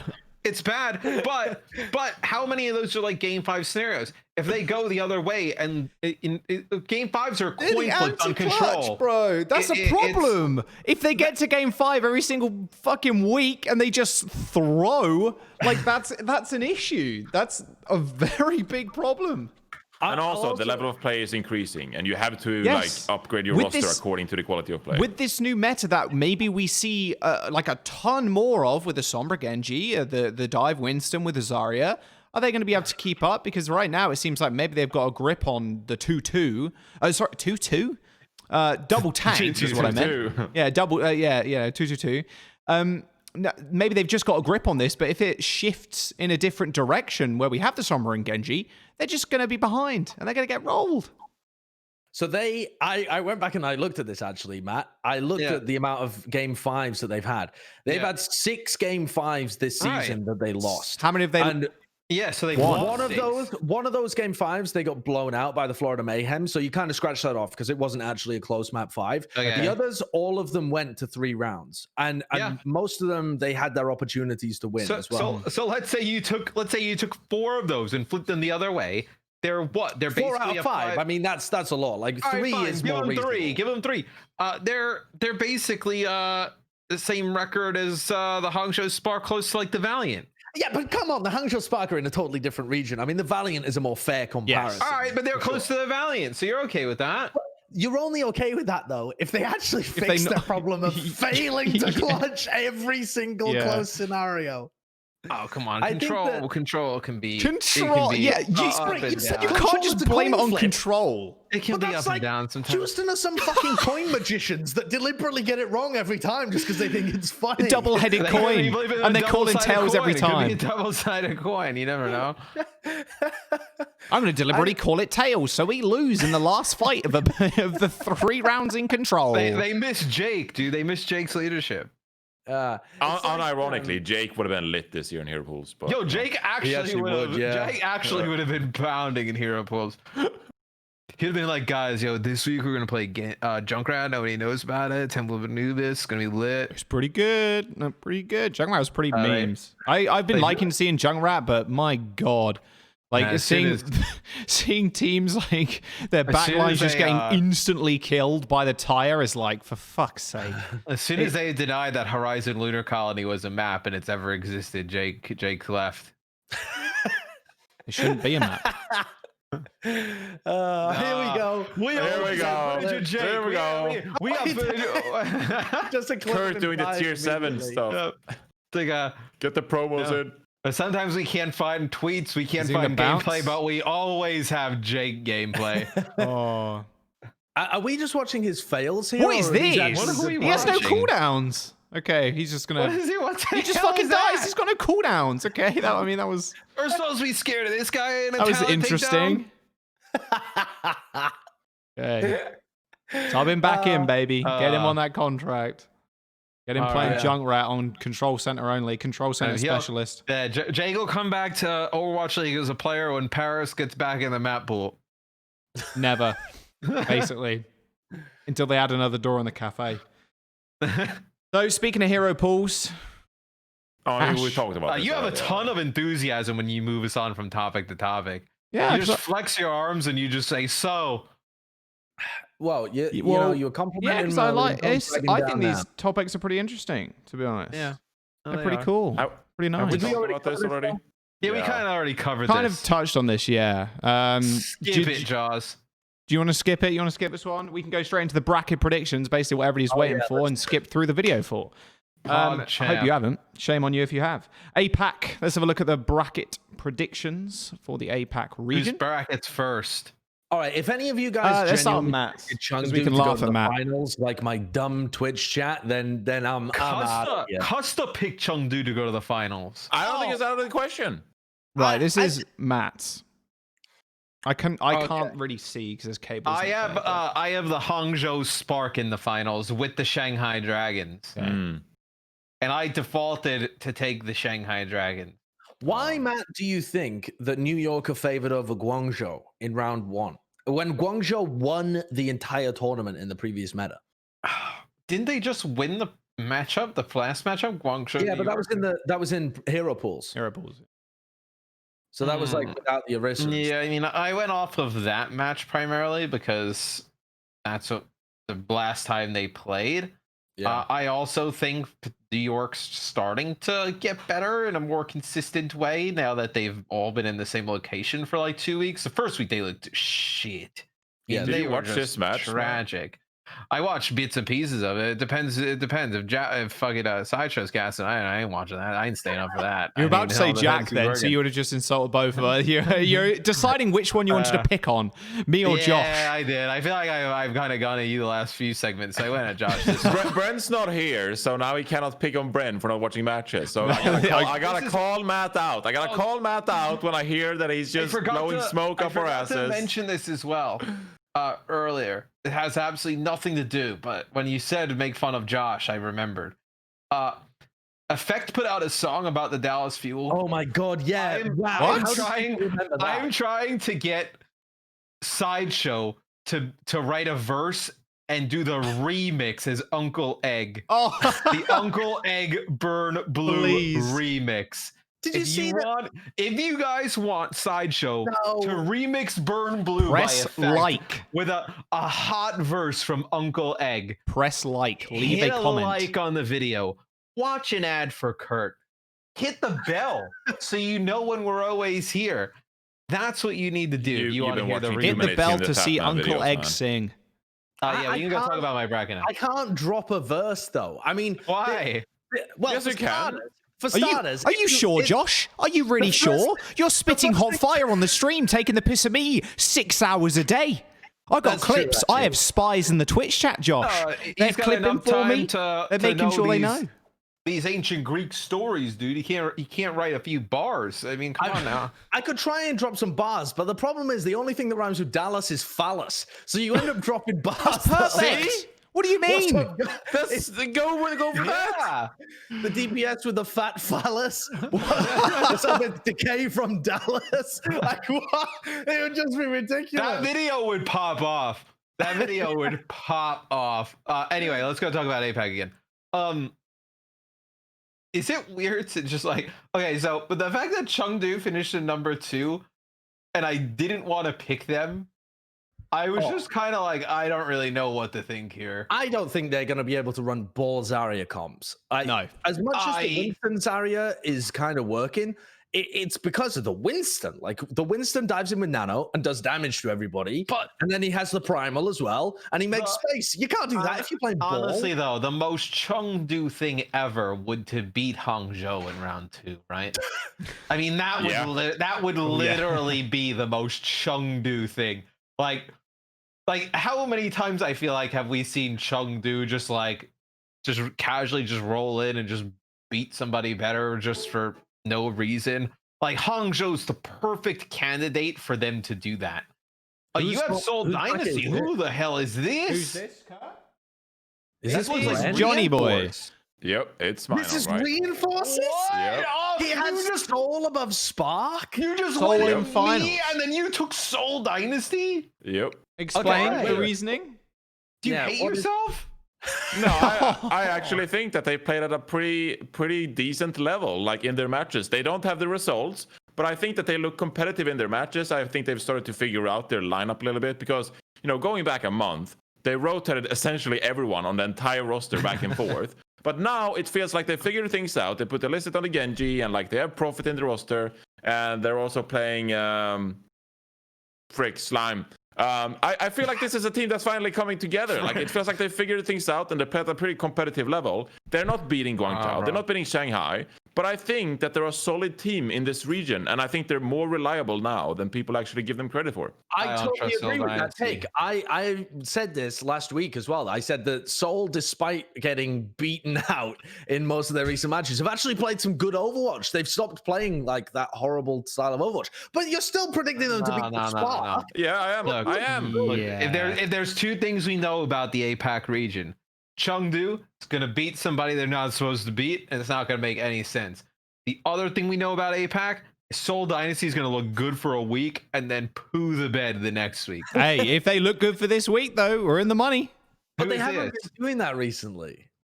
This is you, Sideshow. No, this is mine. Me. I predicted London over Chengdu. Well, whatever. Just explain the Spark pick then. I think that Spark looked really good in their win over the London Spitfire, and their loss in the previous hero pool was to Chengdu, who were playing the ball shit, and they looked really bad in the previous meta. But in the no hero pools kind of thing, I think they've looked all right. They've looked pretty good. And they've same reasoning I had. I think they're just getting gradually better. In your statement, they 3-0 rolled the London Spitfire, and I think London. Wow, the London Spitfire, bro! London are about the same level as Seoul. They are literally about the exact same level as the Seoul Dynasty. They've been losing all of their games exactly the same as Seoul have. Close games, but losses. The exact same. Yep. That's why I got Chengdu over London here too. And then matching the Spark, because I think, they're going to beat somebody. And maybe they roll out a ball and London just keel over. You took New York over Guangzhou as well. Yeah, I almost the same reason you. I think they've been looking good. I think Huxal, I think there's a tiny bit of, I don't know if there's lack of trust. I don't know what it is. But they just don't seem to be there. It's like watching Huxal, I'm like, okay, this is the Huxal I kind of remember. It's like a little bit more of a tamer version. And maybe there's lack of trust there. I'm not sure. Or like maybe he just needs more warming up. But like he's not fully unleashed. But I think... why did you predict Guangzhou? Pardon? Johnny predicted Guangzhou. He's the only person so far that predicted the charge. And we didn't ask him anything about it. I just think they're at a more consistent, higher level than New York. And I mean, I like the dive style they're doing as well. I just things figured out with It'll be close. That'll be one of the good games. You never know what New York is gonna play. New York in playoffs for some reason, I'm not playoffs in general, but these past tournaments have just been kind of I don't know. They just can't get across the finish line in the elimination Custa took New York over Guangzhou as well. Mm-hmm. Yeah, Custer also took Chengdu over the Spark. So honestly, if you were going to pick an he's upset, farming likes. There's no team that screams upset more than the Chengdu Hunters. No, if you were going to pick an upset, you'd pick like New York over Guangzhou. They'll do something. Jinmu will come out and play Pharah into Ash, and it'll work. And they'll be like, "What the hell's going on?" Like, I just don't believe that the ball Zarya comps can do anything in this meta. I just don't think they'll. The ball works. You said it a minute ago, but the ball works completely opposite the way the Winston works. The Winston wants to kind of stick in and stick around with the shield. Ball goes in with bubble and gets the Zarya charge, tries to kill somebody, rolls away. And then comes in, rolls away. Comes in, rolls away. Yeah, you don't make the space at all. Unless you're like separating them via just like knocking the supports away, and then maybe your DPS can pick them off. But you can't do that. You just can't do that with the ball. It's not as consistent as the Winston. Does anyone feel super confident in their APAC bracket? Like mine could be a total dumpster fire at the end of the day. I wouldn't be surprised. Mine can. It depends how well charged it. I think the charge in your game will be really sick. Like I think that actually influences the overall result. No, I think Shanghai still wins. Shanghai anyway. Oh yeah, Shanghai still wins. Yeah. So I feel pretty confident in, unless Seoul do beat the Spark in the first round, which I don't think is likely, but there's a chance.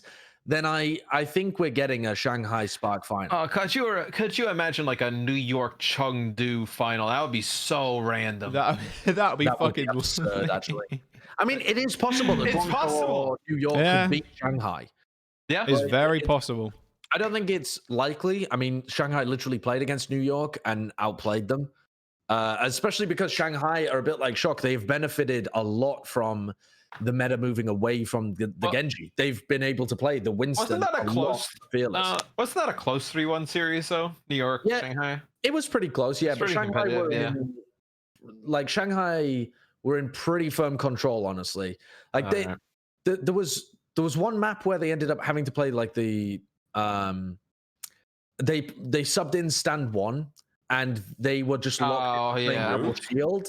And I remember they got like outplayed because New York, like both of those teams, the more the series went on, the more it trended towards just playing dive mirror. The Winston Zarya kind of stuff, because neither team could really effectively play double shield to beat the opponents playing the Winston Zarya with the Genji Ash or Genji Sombra or Tracer Sombra, whatever they were playing. But Shanghai, as soon as they swapped back over to it, like Fearless is on his comfort pick, Lip is on his comfort pick, Fled is on his comfort pick. Yeah. It fits them so well. That's a good point.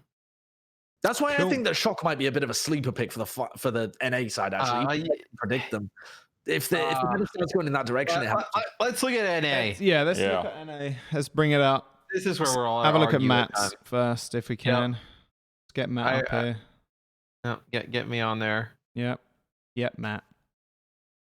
Mr. All capital letters Matt. So who have you got in the finals? Philly Shock finals. Yeah. Who's this? This is me. Oh.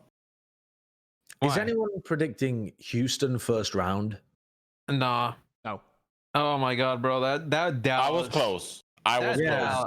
I was close. I actually think that Houston Outlaws has pretty good coaching when it comes to these elimination matches, and like they can strat against the LA Valiant better than I think Valiant can strat against the Outlaws. So I actually think that they'll have the upper hand in terms of preparation, and then I actually like their typical standard level to that. So I actually think there's a good chance that Outlaws beats the There are Valiant. some duds of first round games though.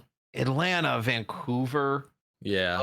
I mean, to kind of quote a Charles Barkley joke from a few years ago, I dropped off 2 tickets to my family to go see the Atlanta Vancouver game. When I got back to the hotel, there were 5 tickets there. That's the type of interest that game's going to garner. People are giving away the tickets. Do you think there's a chance for the Justice to upset Dallas now that? Yeah, absolutely. At this point, maybe. If Justice have looked decent. If they just if they're just boomed from this whole situation they've been in. No way. No, they must have already known this was happening. Though. They can't be more. Yeah, sure. No. And even boom Dallas. You like the Justice better than that? I would say this is like a 65-35. Yeah. I could humor that. I actually thought Toronto Gladiators would be close.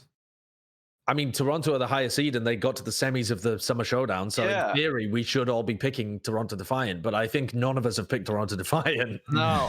And then in the next round, I thought the Shock would take the Valiant if they win, just because of we changed the bracket. Oh, okay. But I thought they would take the Valiant if they win, because the Valiant haven't played a ton of Genji compositions, and when they do, they have to rotate the roster around, so it's super easy to see where they're going in terms of comp. I thought Paris would pick the Gladiators, just because the Gladiators are kind of underwhelming, but maybe you would pick the Fuel. I think one of these teams, now knowing what we know about the Fuel, would probably pick Dallas if they win. I think I have the same quarterfinals as you. Atlanta over Gladiators. Wait, really? What? I actually think so. I think the peak level of Gladiators is actually pretty high. Why is that? Maybe it was even higher. Wait, what?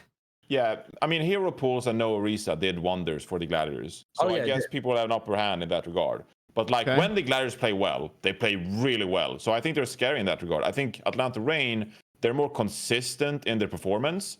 And I'm not entirely convinced by Erster's Genji either. And it's I think you have a solid shot at beating the Atlanta Reign. Whereas with the Gladiators, you don't know what you're getting. You don't know what Gladiators you're getting. I think you wouldn't pick Atlanta because their DPS players are pretty explosive. I don't think the DPS players on the other teams that you would have to pick from or worry you as much.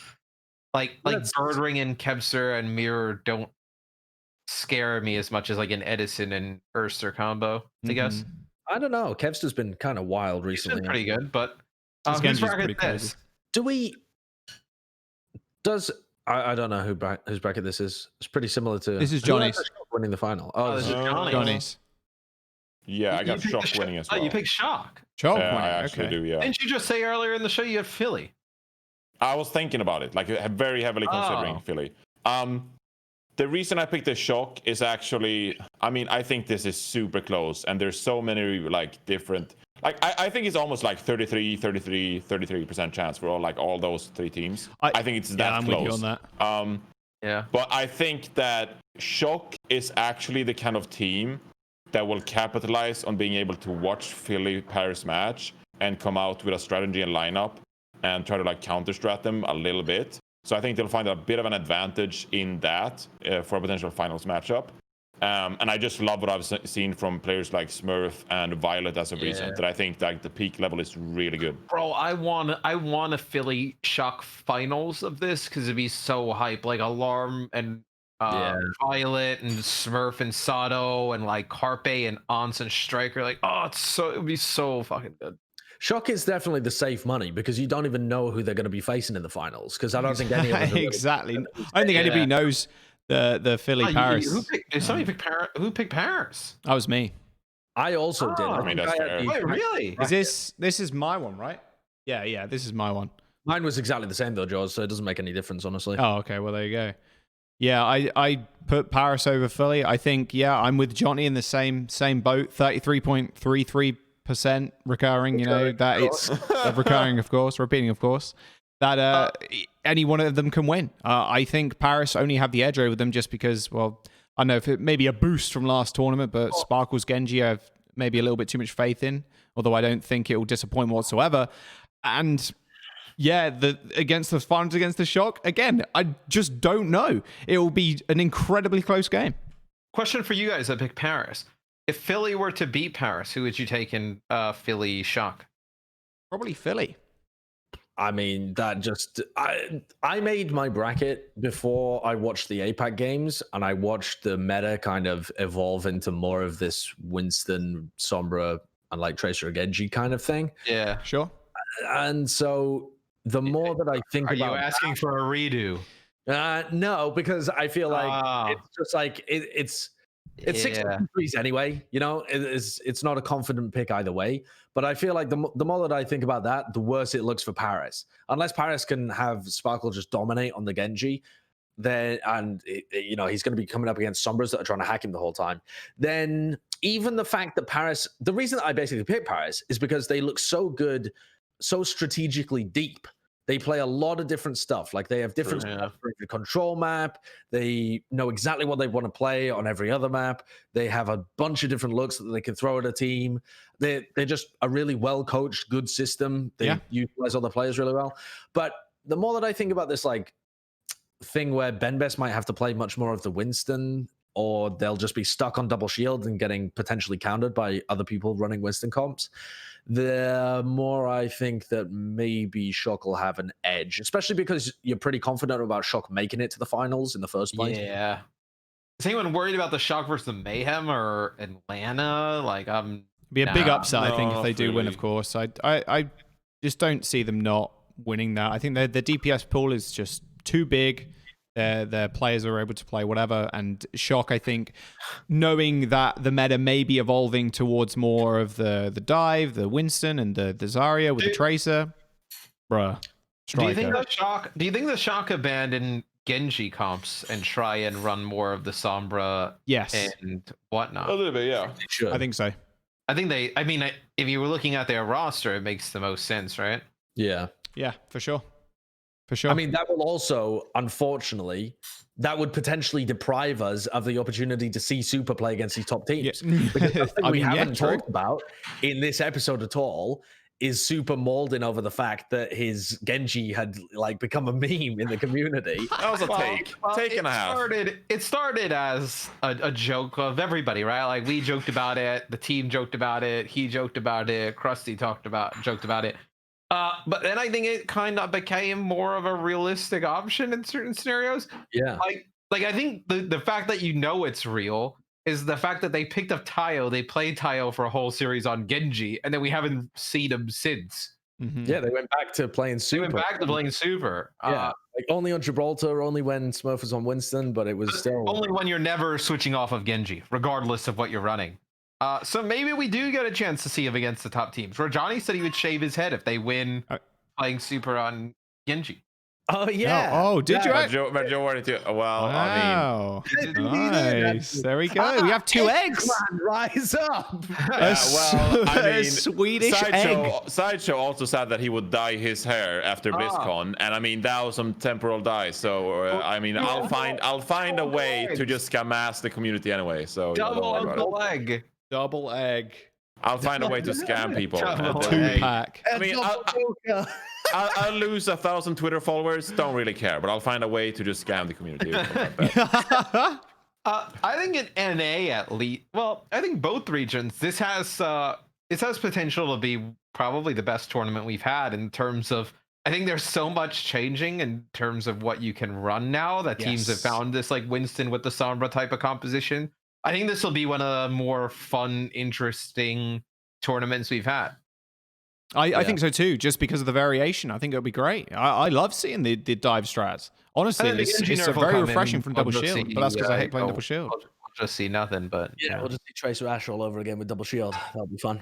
Do you think you could replace the Genji with an Tracer though, and just keep playing Sombra comps? I mean, you might just be able to play a Tracer. You might just be able to do that, right? Yeah, possibly. I think that when you think about the Summer Showdown and how many upsets it had, like huge upsets, it seems impossible that there wouldn't be some pretty big upsets in this bracket again. I mean, there's tons of potential. Like, I can't see them that much. Like in NA, what top 4 teams? Are you kidding me? Not going to make it through the quarter. If you had to pick one, for me, I would say Atlanta beating Florida. Yeah, that would be the one. And even that, okay, that would be the one. We're really good at talking over each other. Yeah, we are. And then in APAC, I think it's whoever wins Hangzhou Seoul against Chengdu if they were to make it. But Chengdu's the number 2 seed, so it's not. Is it really an upset? Yeah. Well, number 2 seed after Liverpool week. So. Or I guess is like NYXL or Charge over Shanghai a massive? I mean, I guess it is. Yeah, like, I would say that would be. Yeah, quite easily. I think it'll be really interesting if that happens. In fact, imagine, like you said before, New York Chengdu finals. Let's go. Do you guys think there's a better chance of an upset in Asia or NA? I think NA. Really? Well, I mean, what classifies? I think with the way the bracket is. Unless we're betting on the Chengdu factor. I think NA is probably where you would see an upset. How? There's 3 teams that are going to win this. Like, there's only 3 teams competing for it. There's Philly, Shock, and Paris. Those are the only 3 teams. Sure, I get. Yeah, upset. To win the entire thing, or to win a series that progresses. So to win like a series and progress. Any big series, I don't see an upset happening in NA unless it's Atlanta over Mayhem. But then they just lose to the Shock anyway. I don't see any major upset happening in North America. Outside of the semifinal on the other end and then the final, which those can't be upsets because we don't know who's going to win. No, yeah. Yeah, it has to come from Asia if there's a major upset. Okay. The one team I could see do shit is if like Gladiators like hit a stride, but it's so unlikely that. But they would have to play a team like Paris. I mean, honestly, that'll be the biggest upset. You know, if I had to predict one, you know, I'd give it like a 5% chance. But you know, there's a chance. There's a chance. I'd give it a bit more than 5, but okay, maybe a bit more than 5. Yeah, but I'm just saying, like, if we come here next week and we're like Gladiators beat Paris Eternal, could the Outlaws play like some Dante Sombra stuff and beat the Valiant in round 1? And make like a interesting series against somebody. Here's what's interesting: if Outlaws beat Valiant in their first match, and then they get to go up against the Florida Mayhem again, and that would be an interesting matchup.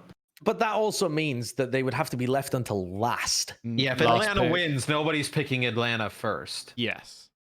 I mean, if the Outlaws win, everyone's picking the Outlaws first. Yeah. They're just trying their hardest to play against the Outlaws. Not necessarily. Really? No way. If Dallas wins, who would you pick between Dallas and the Outlaws? Oh yeah, maybe you'd pick Dallas, but Or Outlaws. like Justice? I'd probably If the pick Justice- Outlaws at this point. If the Justice and the Outlaws won, Yeah, I suppose there's some world if all of the upsets happen. I mean, that's how Toronto happened last time around in Summer Yeah, Showdown. it's Because we had so fun. many upsets that Toronto like fell in the They tumbled the up. selection show. I suppose I had an Outlaws fan ask me today if I thought there was a good chance of them making the semis, and I just told them straight up. I was like, "Fucking no way, no way! You are not getting past one of those top 4 teams, even if you get past." Eat a raw egg on stream if it comes true.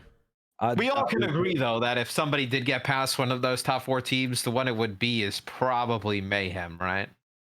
It's got to be. Yeah, absolutely. Mayhem, Mayhem- the fourth place Johnny team. does have an interesting point.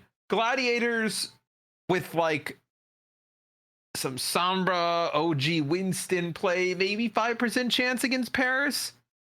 I think mean, 5% is It's reasonable. like 15, I will, yes. but- Shield, 5%. I'll give you maybe. 5%. Absolutely. Yeah, maybe like a 1 in 5 chance at an upset there, but it's pretty low. What? Why were you saying no to 5%, then give them a 1 in 5? That's No, a I won't- 20%.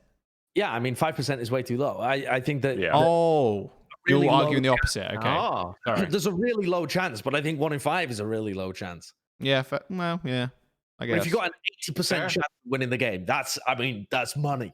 That's, You money. take that. That's money. That's a good bet. That's Okay. T-Mobile. I like the bets. Hey, there it is. Yeah. Right. Should we? Are we finished about talking about the brackets in NA? Yeah, we went over the brackets. What else are we supposed to do? We're supposed to do the Summer Games, which Yo, releases we back. today. Of Yeah, not of recording, but of when this gets posted. I actually haven't seen any of this. You haven't seen this too? They showed Skins are pretty cool. they showed a lifeguard Farah skin. Yeah. Twitter I went shot- mad. It was great. Oh It was my god, I had this pretty cool skin. potato in my game the other day. Who he played Farah on Blizzard World into a Widowmaker and an Ashe, and he's loaded up on coins, ready for this skin to just feed his little brains out That some more. sounds like Sideshow. No. Oh, sorry, my chat made me pick Farah, so I have to play Farah into Ash Widowmaker. That's one of the better Farah Stupid skins. chat. I think that's one of the better Farah skins. That's one of the best ones, I think. Apart from the Echo Aviator one. The Echo one is clearly the best one. You think the Echo one's the best? It looks cool. Look at the hair, Josh. It's Echo's best skin. She's got some booty butt cheek skins. They What do you stink. mean? You seen the combat one when she's like a literal android, like fighting That one's robot? cool. But then she's got the ones that she looks like a bug. Oh, I that don't one. Yeah, I know. don't like that one. I Not don't a know, fan. fam. At Not least a this fan. one looks kind of cool. I saw the Echo skin and I just She's a laughing. surfboard. What do you mean? She looks like she has a lantern growing out of her head. I didn't know That's always funny. That's does. cool. She has always surfboards for jets on the back. Yeah, I do pull the Echo one up. I- Deep dive into this. The the hair actually does look pretty good when it moves, but when it first pops up, well, the video of her just going around like that when it doesn't move at all, it's just I don't know. Maybe I've got hair envy at this point. Yeah, maybe so. I'll put it in the chat, Kurt. I'm putting another thing in the chat too. I just saw Play Overwatch tweet something that's kind of cool. Oh god. Do you think we'll ever get to a point where you can get like neon hair and stuff, like transplants to your head, like in the What? future? I Like, do mean, think you you'll could move probably do that away now. from like organic, like growing hair, and Oh, you can get like organic? No, probably yeah, not. well, like organic is like typically hair grows on your head. Yeah. But like in the future, like Okay. some cyberpunk shit, Bro. like if you get like neon threads. I'm sorry, Johnny. I'm sorry. Do you know what that reminds me of? A Bunsen burner in science. You know, when you turn it on, you turn the blue flame. It looks like on top of a Bunsen burner. What's Josh, so you don't like that skin? It's good. I love it. I like the skin. I like the skin. But the hair looks weird because the hair goes out like the hair is further forward than her face is. Like not most people's What? hair goes back, right? Hold Like on, play again. this hair pops out in front of her face. Like It's her- just because she's got like a headband. Yeah. Yeah, that is true, actually. Look, it's a headband. That is true. I don't know. I thought when I first saw it, it looks like looks like a laurel bush is growing out of her A head. laurel bush. I put another link in the chat, Kurt. But Play Overwatch tweeted out somebody made mechanical mercy wings that like work. What? That's cool. Yeah, and it's got like a yeah. Look at this shit. Holy shit! That is sick. Good, actually. God That's damn. crazy. And Bren still hasn't done Yeah. Keeny Torb cosplay. This is a little bit better than that volcano I worked on in my science fair. Only a little bit. I Yeah, like how where is that stiff his cosplay? posture is, though. Well, it's probably difficult. It's like a little backpack. That thing's probably heavy. Oh yeah. What do you think? 50 pounds? I don't know. I'd probably Yeah, say but he's pretty jacked though, so probably. That looks like real metal. That can't be light. It reminds me of Sephiroth. I botched the pronunciation, but Seth. What? Never mind. Sephiroth. No What one are even you knows who talking he is. about? Okay, no one here plays Final Fantasy VII. Got it. No. No. He's not the big bad guy in Final Fantasy, is he? Yeah, he's the bad guy. Yeah. Yeah, but he's actually like a clone of you, and then the fucking I don't know. The storyline is always mental in the Final Fantasy games. Dude, the storyline of that game is like mental, but so addicting. I don't know. Actually, Oh, there there you he go. is. You know, I don't know why those wings just reminded me. Of him. Yeah. There's some image where he has like wings and shit. Yeah, but you know, Why is he only he's a some, edgy boy. when he This only is has- before anime, dude. This is like This is how it was. pre-anime. Pre-anime. I don't think that's Johnny, what do you mean? I don't know. I don't know. Anime. I don't know what. Do you think somebody just made anime up like a year A few ago? weeks ago. Brand new invention. 6 months ago. the first generation of animators in the late 1910s. Yeah. This is pre-anime. I think Final Fantasy came out in the Anime 1800s. is 1910s. Apparently, Johnny thinks anime came out when TikTok did. Okay, just for scientific purposes, how long did it take to go from anime to hentai? How many decades? Short. All right, now googling origin of hentai. Also, by the way, neon hair I figured out wouldn't work because it would probably like require like electrical stuff.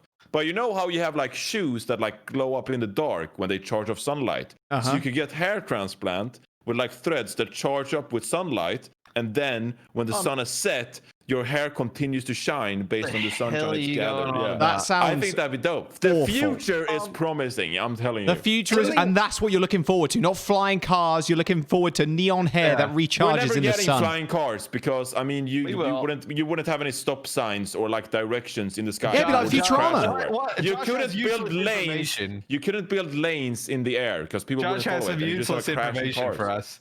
If you ignore, this is what Wikipedia says. Don't even tell me. I don't even want to know. If you overlook bare-breasted Cleopatra in the 1970s Cleopatra film, then Japanese animation had its first hentai in both definitions with the 1984 release of Wonder Kid's Lolita anime.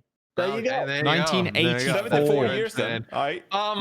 74 thing- years, that's a long time for people to just be horny and not realize they wanted 2D animation. 80 years almost Back on to draw titties. yeah. Something we didn't mention in regards to general Overwatch. Did you guys read the AMA they did? Any of the responses? I I didn't know didn't. there was an AMA. Oh, okay. So the dev team, a lot of them, Scott Mercer, Jeff Kaplan, Jeff Goodman, they did an AMA on the general Overwatch subreddit. And there were two responses that I found really interesting. So somebody said it's well known at this point that tanks are the least popular role to play. True. Do you guys have any thoughts to share on this balance philosophy, upcoming ideas that you want to try? They said that they've been talking a lot about, this is Jeff Goodman. We've been talking a lot about tanks as a role as recently a lot, and he kind of bolded the a lot. In the past, we have trouble trying to figure out how to make tank heroes like Roadhog compete with big protective tanks like Reinhardt. Lately, we've been thinking about what if we just go in the opposite direction? What if Reinhardt was more like Roadhog? How would that feel for the entire game? Basically, what if all main tanks became off tanks? This would mean tanks would be less about pure protection, more about brawly offense. Barriers would be less prevalent. Damage overall would be higher. Tanks doing more damage and reducing more damage, which is potentially kind of scary. We've actually already been experimenting on this front, and so far it's been pretty fun, although the game does feel significantly different. Players have to play map angles a lot more aggressively, as you cannot just rely on your tank/barrier for cover. I'm not sure where these experiments will go, but they're pretty interesting so far. Thoughts? I think you have a better, as there is a sense of like, oh my god, there's a word for this and I'm blanking on it. It's like you want to, like, you're playing the big shield guy, you know, and you want to be the tank and you want to feel that, like you want to experience that feeling.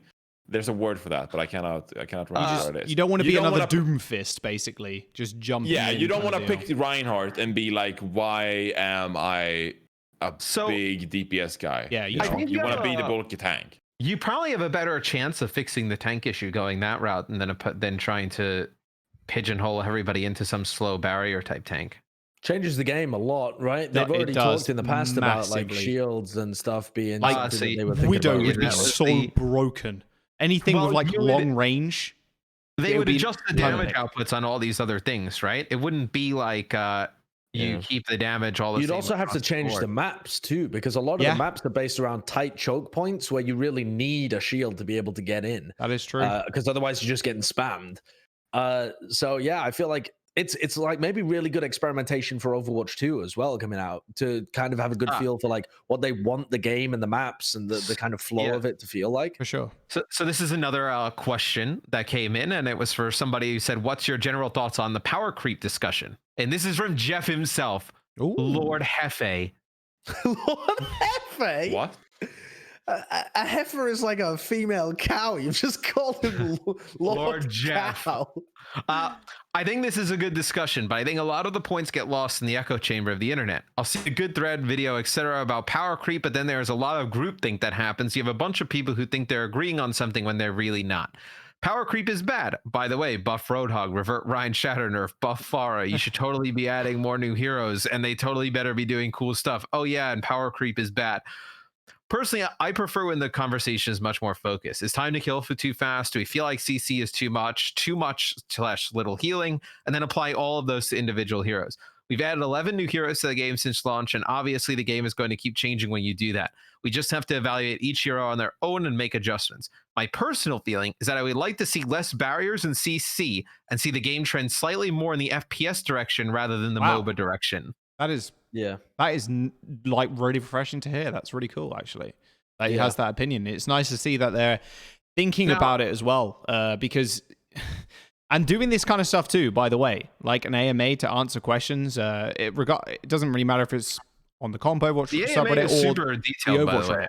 And it's really nice to see developers talking to the general audience and answering these kind of questions, because I feel like sometimes in other games, if you get this happen, they'd either ignore these kind of questions or just not do them. So it's really cool to see the Overwatch team talk and discuss quite in detail about these kind of things and the direction in their ideas. People would be happy with it going back. I don't think they're gonna, when they say this, I don't think they mean go full on FPS, but I think they mean let's reduce some of the MOBA effects in the game to make it send slightly more towards mechanical skill and aim with some of those things in there. That's what I gather from that. Yeah. I think, I mean, when you remove stuff like barriers, then your ability to create space is about applying pressure to the enemy team and causing them to back off as well, right? So you need that kind of mechanical aspect. I think it's really interesting. I think that something that they don't look at too much for whatever reason is the way that their map design has vastly influenced how the game is played too.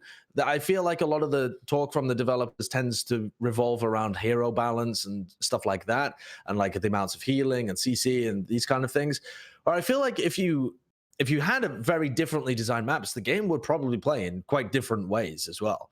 Yep. You know, if you just had like super broad open maps like Junktown, they play so differently from very narrow, tight maps too. So, and then here's one other thing. John, do you have any input on that, by the way? More FPS than MOBA? Thoughts? Yeah. You're a tank player. As long as you just be a tank. So then they have another one that says, this is the question part of it.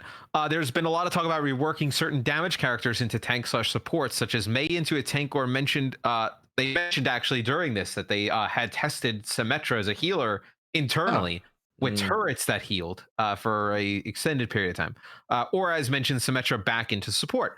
what have the team's thoughts / discussions been around this idea? So Jeff Goodman, who's the lead hero designer, said, we've been talking a lot about this, especially as we're working on Overwatch 2. Mei as a tank comes up quite a bit. It's something we can maybe try. She would have to get nearly reworked entirely, though. For example, her secondary fires too much damage and long range for a tank, but it is possible.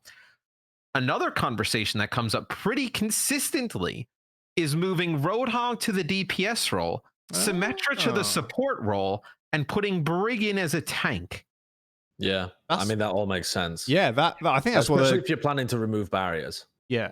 I think that's what the community, apart from the Symmetra thing, I've not heard too much talk about that, but the Roadhog to DPS would make a whole bunch of sense, because at the moment he's useless almost. If someone picks Hog in your games, you're like, wow, he's just feeding, basically.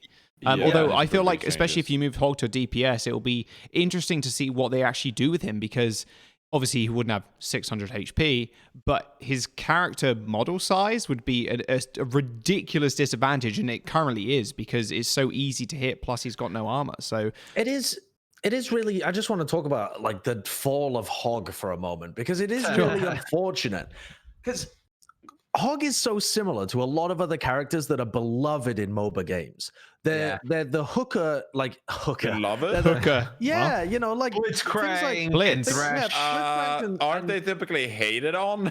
Yeah, but they are like such iconic. What I mean maybe is iconic. They're iconic. Yeah, they're iconic. Yeah, sure. yeah. Because, oh wow, my face just paused in a really weird way there. When it's the classic example of, you're an initiator as a tank, but you're not going into them, you're pulling them into you. And that worked so well when the primary tanks were Winston and Reinhardt, because at some point they do not just have a shield in front of them. Yeah. You will always be able to find opportunities to hook people. Ryan has to put his shield down at various times to be able to recharge it, and Winston, you can blow up his bubble and he has to play around vision. He can't just stay in front of you the entire time. And with Orisa and Sigma both being in the game, who can keep their shields up and rotate them between, he just, every time you would try and initiate by hooking somebody into your team, you're getting nothing for it. Like, you just cannot find the opportunities. And he wasn't even used that much, honestly, when we talk about like Reinhardt and Winston kind of compositions. But in the early days of Overwatch, he was used quite a lot. People would even use him back in like precursors to GOATS comp, you know, like triple tank and quad tank kind of stuff, because that's your main version of initiating. If you're playing a kind of comp that's really slow and brawly, you need that like immediate pick from the Roadhog of just hooking somebody in. And it was so fun to watch. It was so amazing to watch these guys like Snizzlenose and Taiyu and Birdring and whoever the fuck play amazing Roadhog. Yeah. Hey man, don't sleep on Harblue, dude. Evermore. Yeah, sure. Evermore, Himsy, Evermore, the original 5K player. Oh my god, Himsy. Yeah, Himsy, dude. Yeah. Two other answers I want to bring up real quick before we move on and whatnot. One question was, will crossplay ever be a thing with Overwatch? Directly from Jeff Kaplan. This is something we're passionate about and exploring. This would be massive for Overwatch as a game. It would, yeah. Crossplay just, it adds so many players. And I think I was talking with Scott the other day.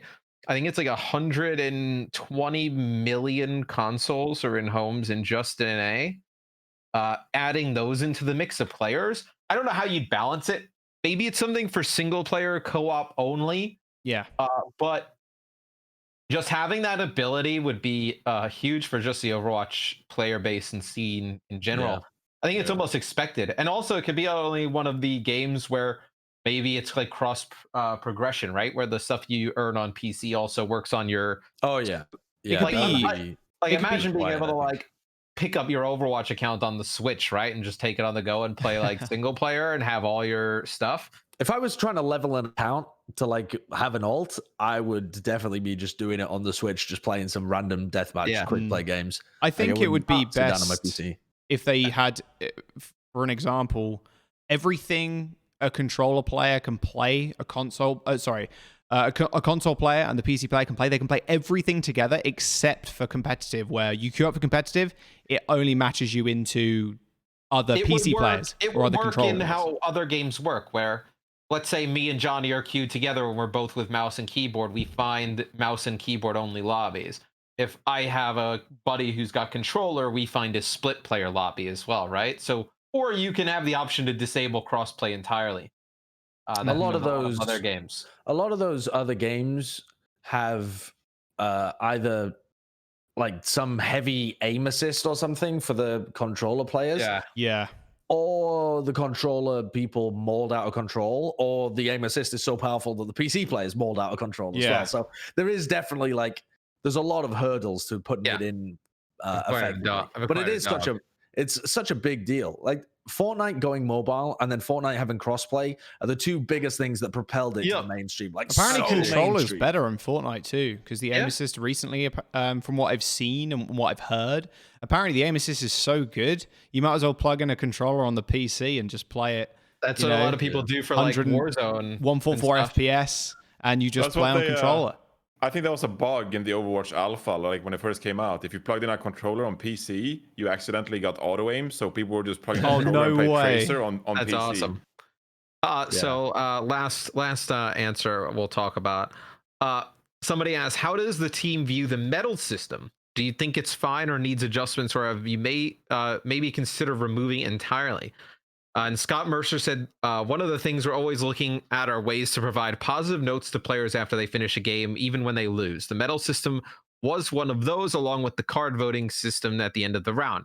However, the medal system provides only a view of the match results.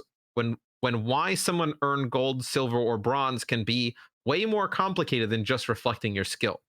This is one of the reasons we want to look into systems that can help you understand key questions like, did I play well and did I do something awesome, whether you win or lose? That might be an improved medal system or something else entirely. We'll see.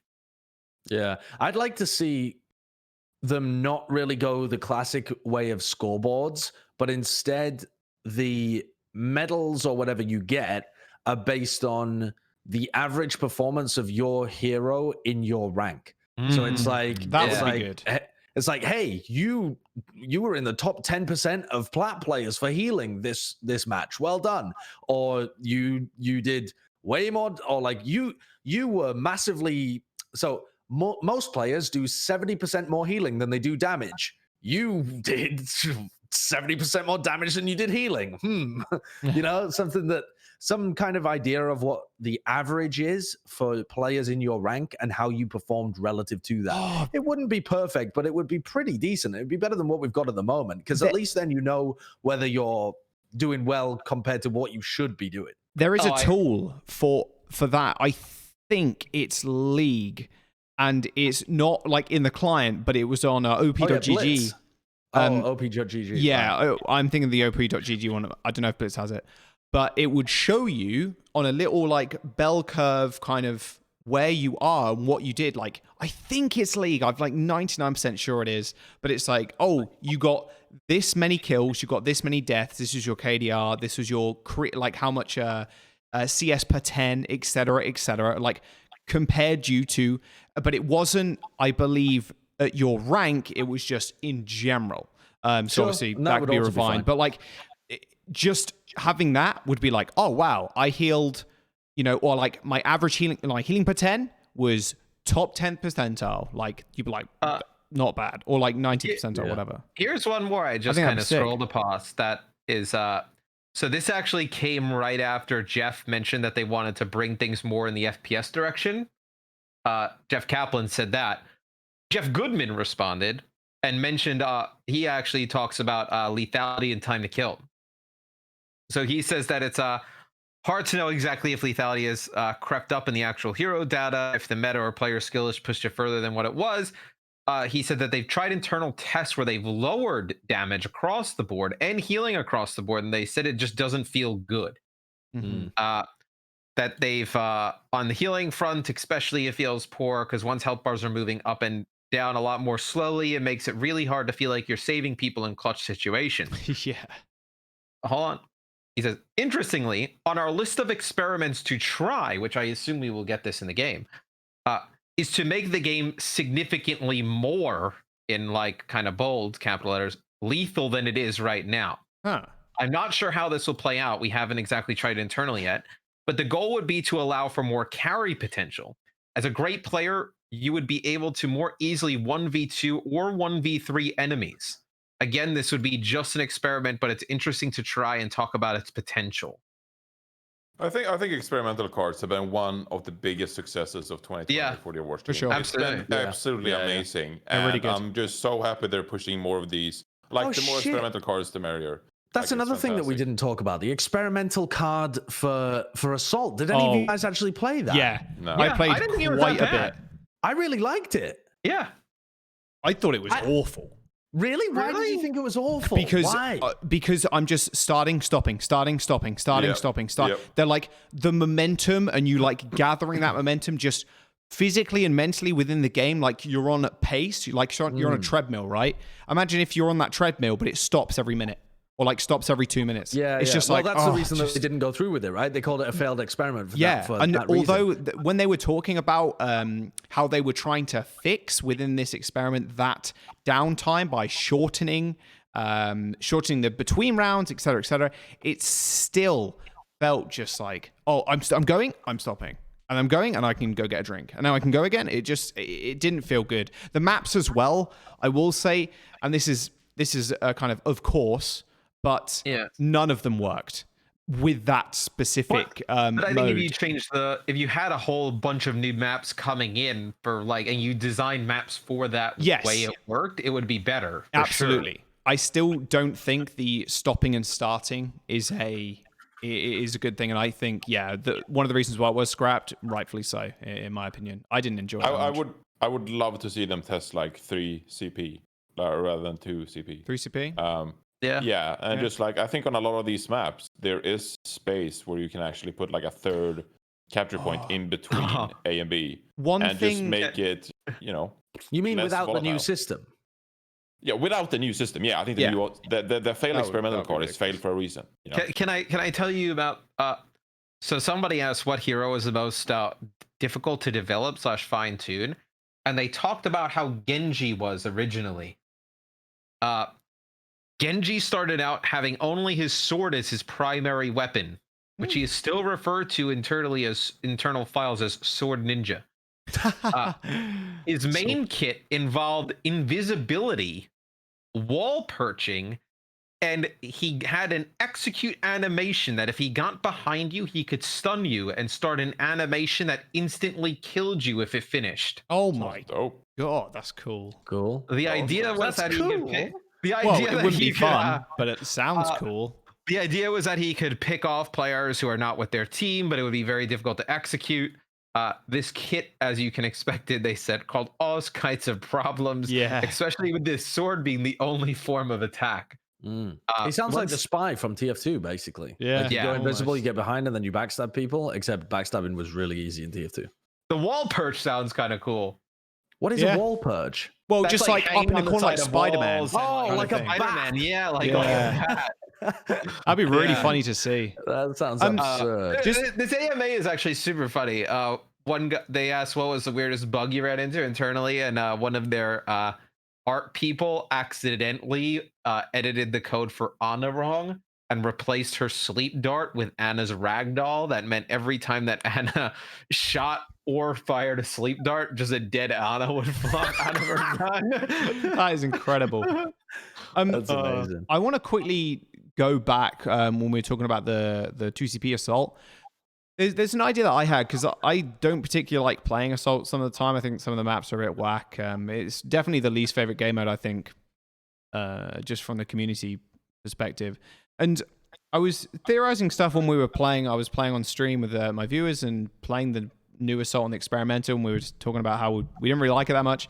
But like, what I was thinking that could help fix the kind of the 5-minute fights on second when you've like clearly won the first, but they can keep trickling out and maybe they find a pick, is that every single tick that you do gain, it adds a few seconds of time to the respawners. And like, so when you cap first, it adds more like it will add, I don't know how many seconds, maybe 1 to 2 to their respawn timer. And then every single tick that you gain, you also add more seconds to the respawners of the defenders.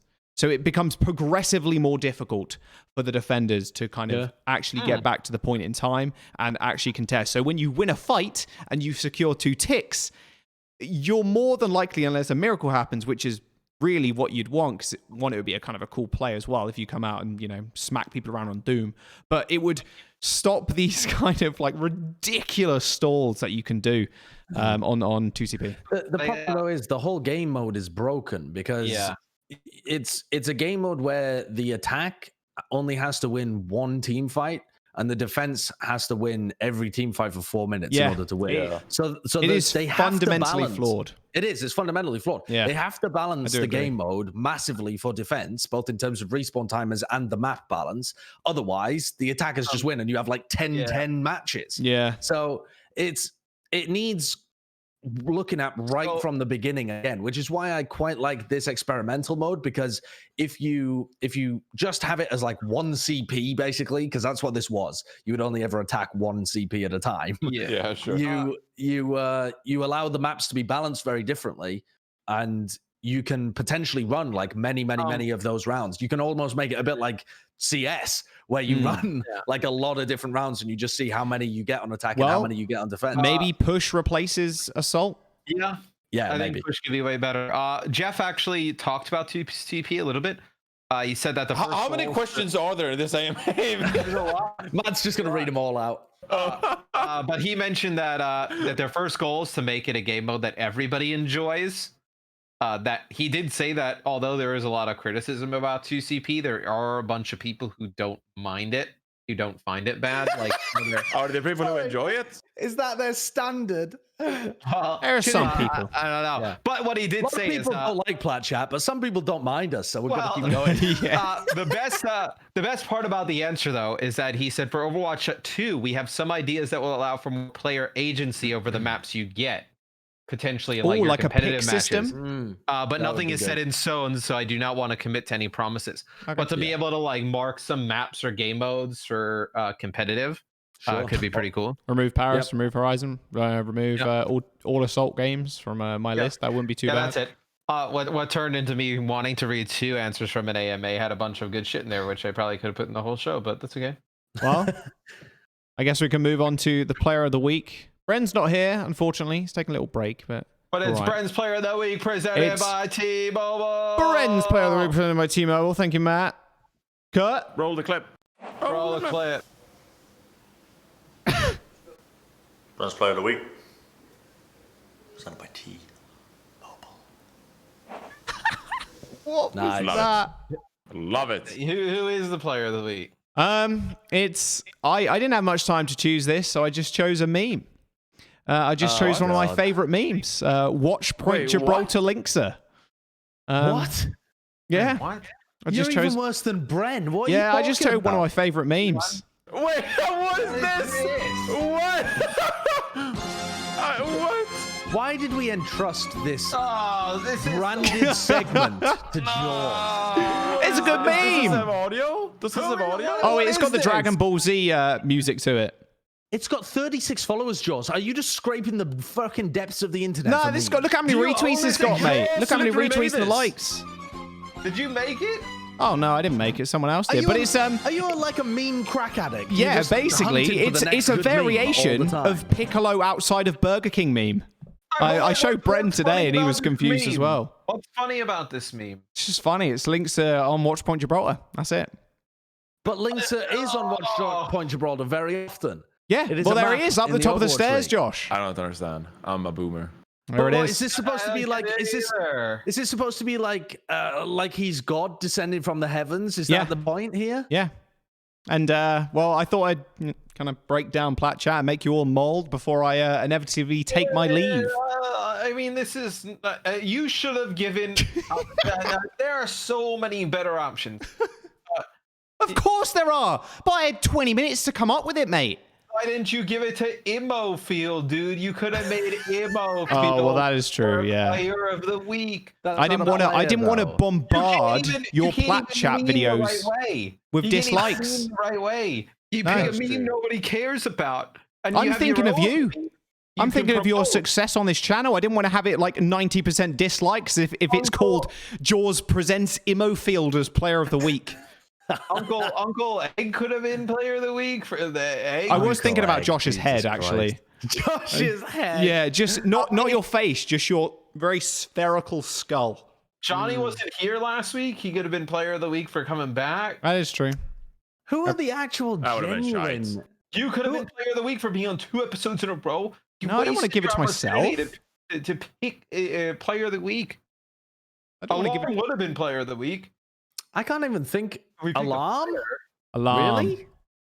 Alarm was great, but player of the week? I don't know. I don't feel like there was like a big player this week. Would it have been Crimzo for the on fire room? Yeah, Crimzo, yeah. It probably would have been Crimzo. We could have. That would have been a good tweet. That was pretty good. I was thinking about Yair's account Dicko mode as well. What?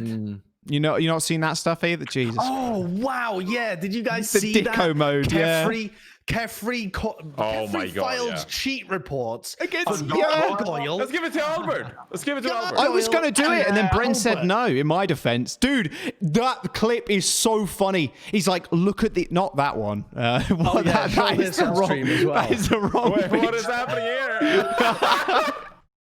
That's the wrong picture. That clip, Josh. Oh, I was in tears. He was like, but So there's no funny. urgency. And I'm like... Of course there's no fucking urgency. It's like he doesn't even know how to play Rialto. It's like, yeah, you look top right for the Widow, and then the rest of his team was pushed up on second point. Of course you're not going to check all the other angles. God, that man is a... The sense of urgency was him talking about Gargoyle. He was taking a 1v1 against Gargoyle. Oh, yeah, the And he Gargoyle was one, saying- yes. He was saying that Gargoyle's Had no aim urgency. Had no urgency. Yeah. Like Gargoyle should have been shitting his pants, taking a Widowmaker match Against after Kefri, the god of Widowmaker. Gargoyle looked at him straight... Me. He has no urgency, therefore he must be cheating. Kefri's vision is so good, right, that he can see through Gargoyle's PC and look at his face and see his head sweating. He could see the urgency, the lack of it, when he was facing him in the 1v1. The Albert one, Dicko mode, which is Dicko Albert, mode. the GM of Mayhem, was on Dorado, and he was looking at him, and he was like, he cleared the angle at top right, Yeah. and then he didn't look anywhere else, and Kefri's like, he didn't clear all the angles. Yeah, he didn't clear all the angs. And then he looks at a wall and he's like, now he's just staring at a wall. And he's like, yes, Oh no my shit. God. The rest of your 'cause team he's in his pre-aiming second. down the Oh, route. my Lord. You know, It was spawned so many good absolutely memes. Tragic. It really It's is embarrassing. I may be able to say with certainty, this is the worst Friends player of the week we've ever given out. Oh, yeah, obviously, because it's me. What do you mean, no? It's not even a person that it's been given to. Yeah. No, it wasn't a person. He It's gave a it to a meme. picture. He didn't give it to Linkser. He gave it to the meme Linkser on Gibraltar. Yeah. It's an abstract concept that you have awarded Player of the Week to. Yeah, they're not even. They're not even in like an entity. My job here is done, gentlemen. concept. I will see you later. What a disgrace. I've made you mold. Yeah, that's All right. actually appalling. Wow. Did. Well, Is Wow. that just it? Wow. Yeah. Comments out. would have actually liked you, and then now he did that. I'm so glad your opinion of me is so easily swayed by one dumb No, piece of content My and opinion comment. is basically framed around all of our YouTube comments and subscribers because they're the best. If True. you hit the bell, you'll know. Yeah, Press 'cause like then on the Kurt video, will be share it able with your to- friends. You want to Yeah. see more of Josh's bald head and maybe Johnny's balding head later? And Press Kurt can likes. Yep. Sure. Yeah, listen to, Kurt. listen Press to the bell. short Southern Bren. Short Southern Bren. What? Is Short that Jaws? Southern old Bren. That's Oh, supposed to be Jaws? Yeah, you're a lot older Josh. than Bren. Josh, you look 45. At least I look around my age. Calling me old. You are literally that- Uncle Egg for a reason. And I not just honestly because thought- of the egg part. When I met You're a Josh, middle-aged man. I thought he was at least 35. Exactly. Oh, lordy. Oh, this is a good one. Yeah. Thanks for having me on. I appreciate it. It was You're never coming back after that. No, well, Yeah, of course I mean- not. I was making a grand exit. Like, we'll have an empty chair there. I mean, it'll be the same. Oh, God. Johnny, Oh, have well. anything to say? No, just end it.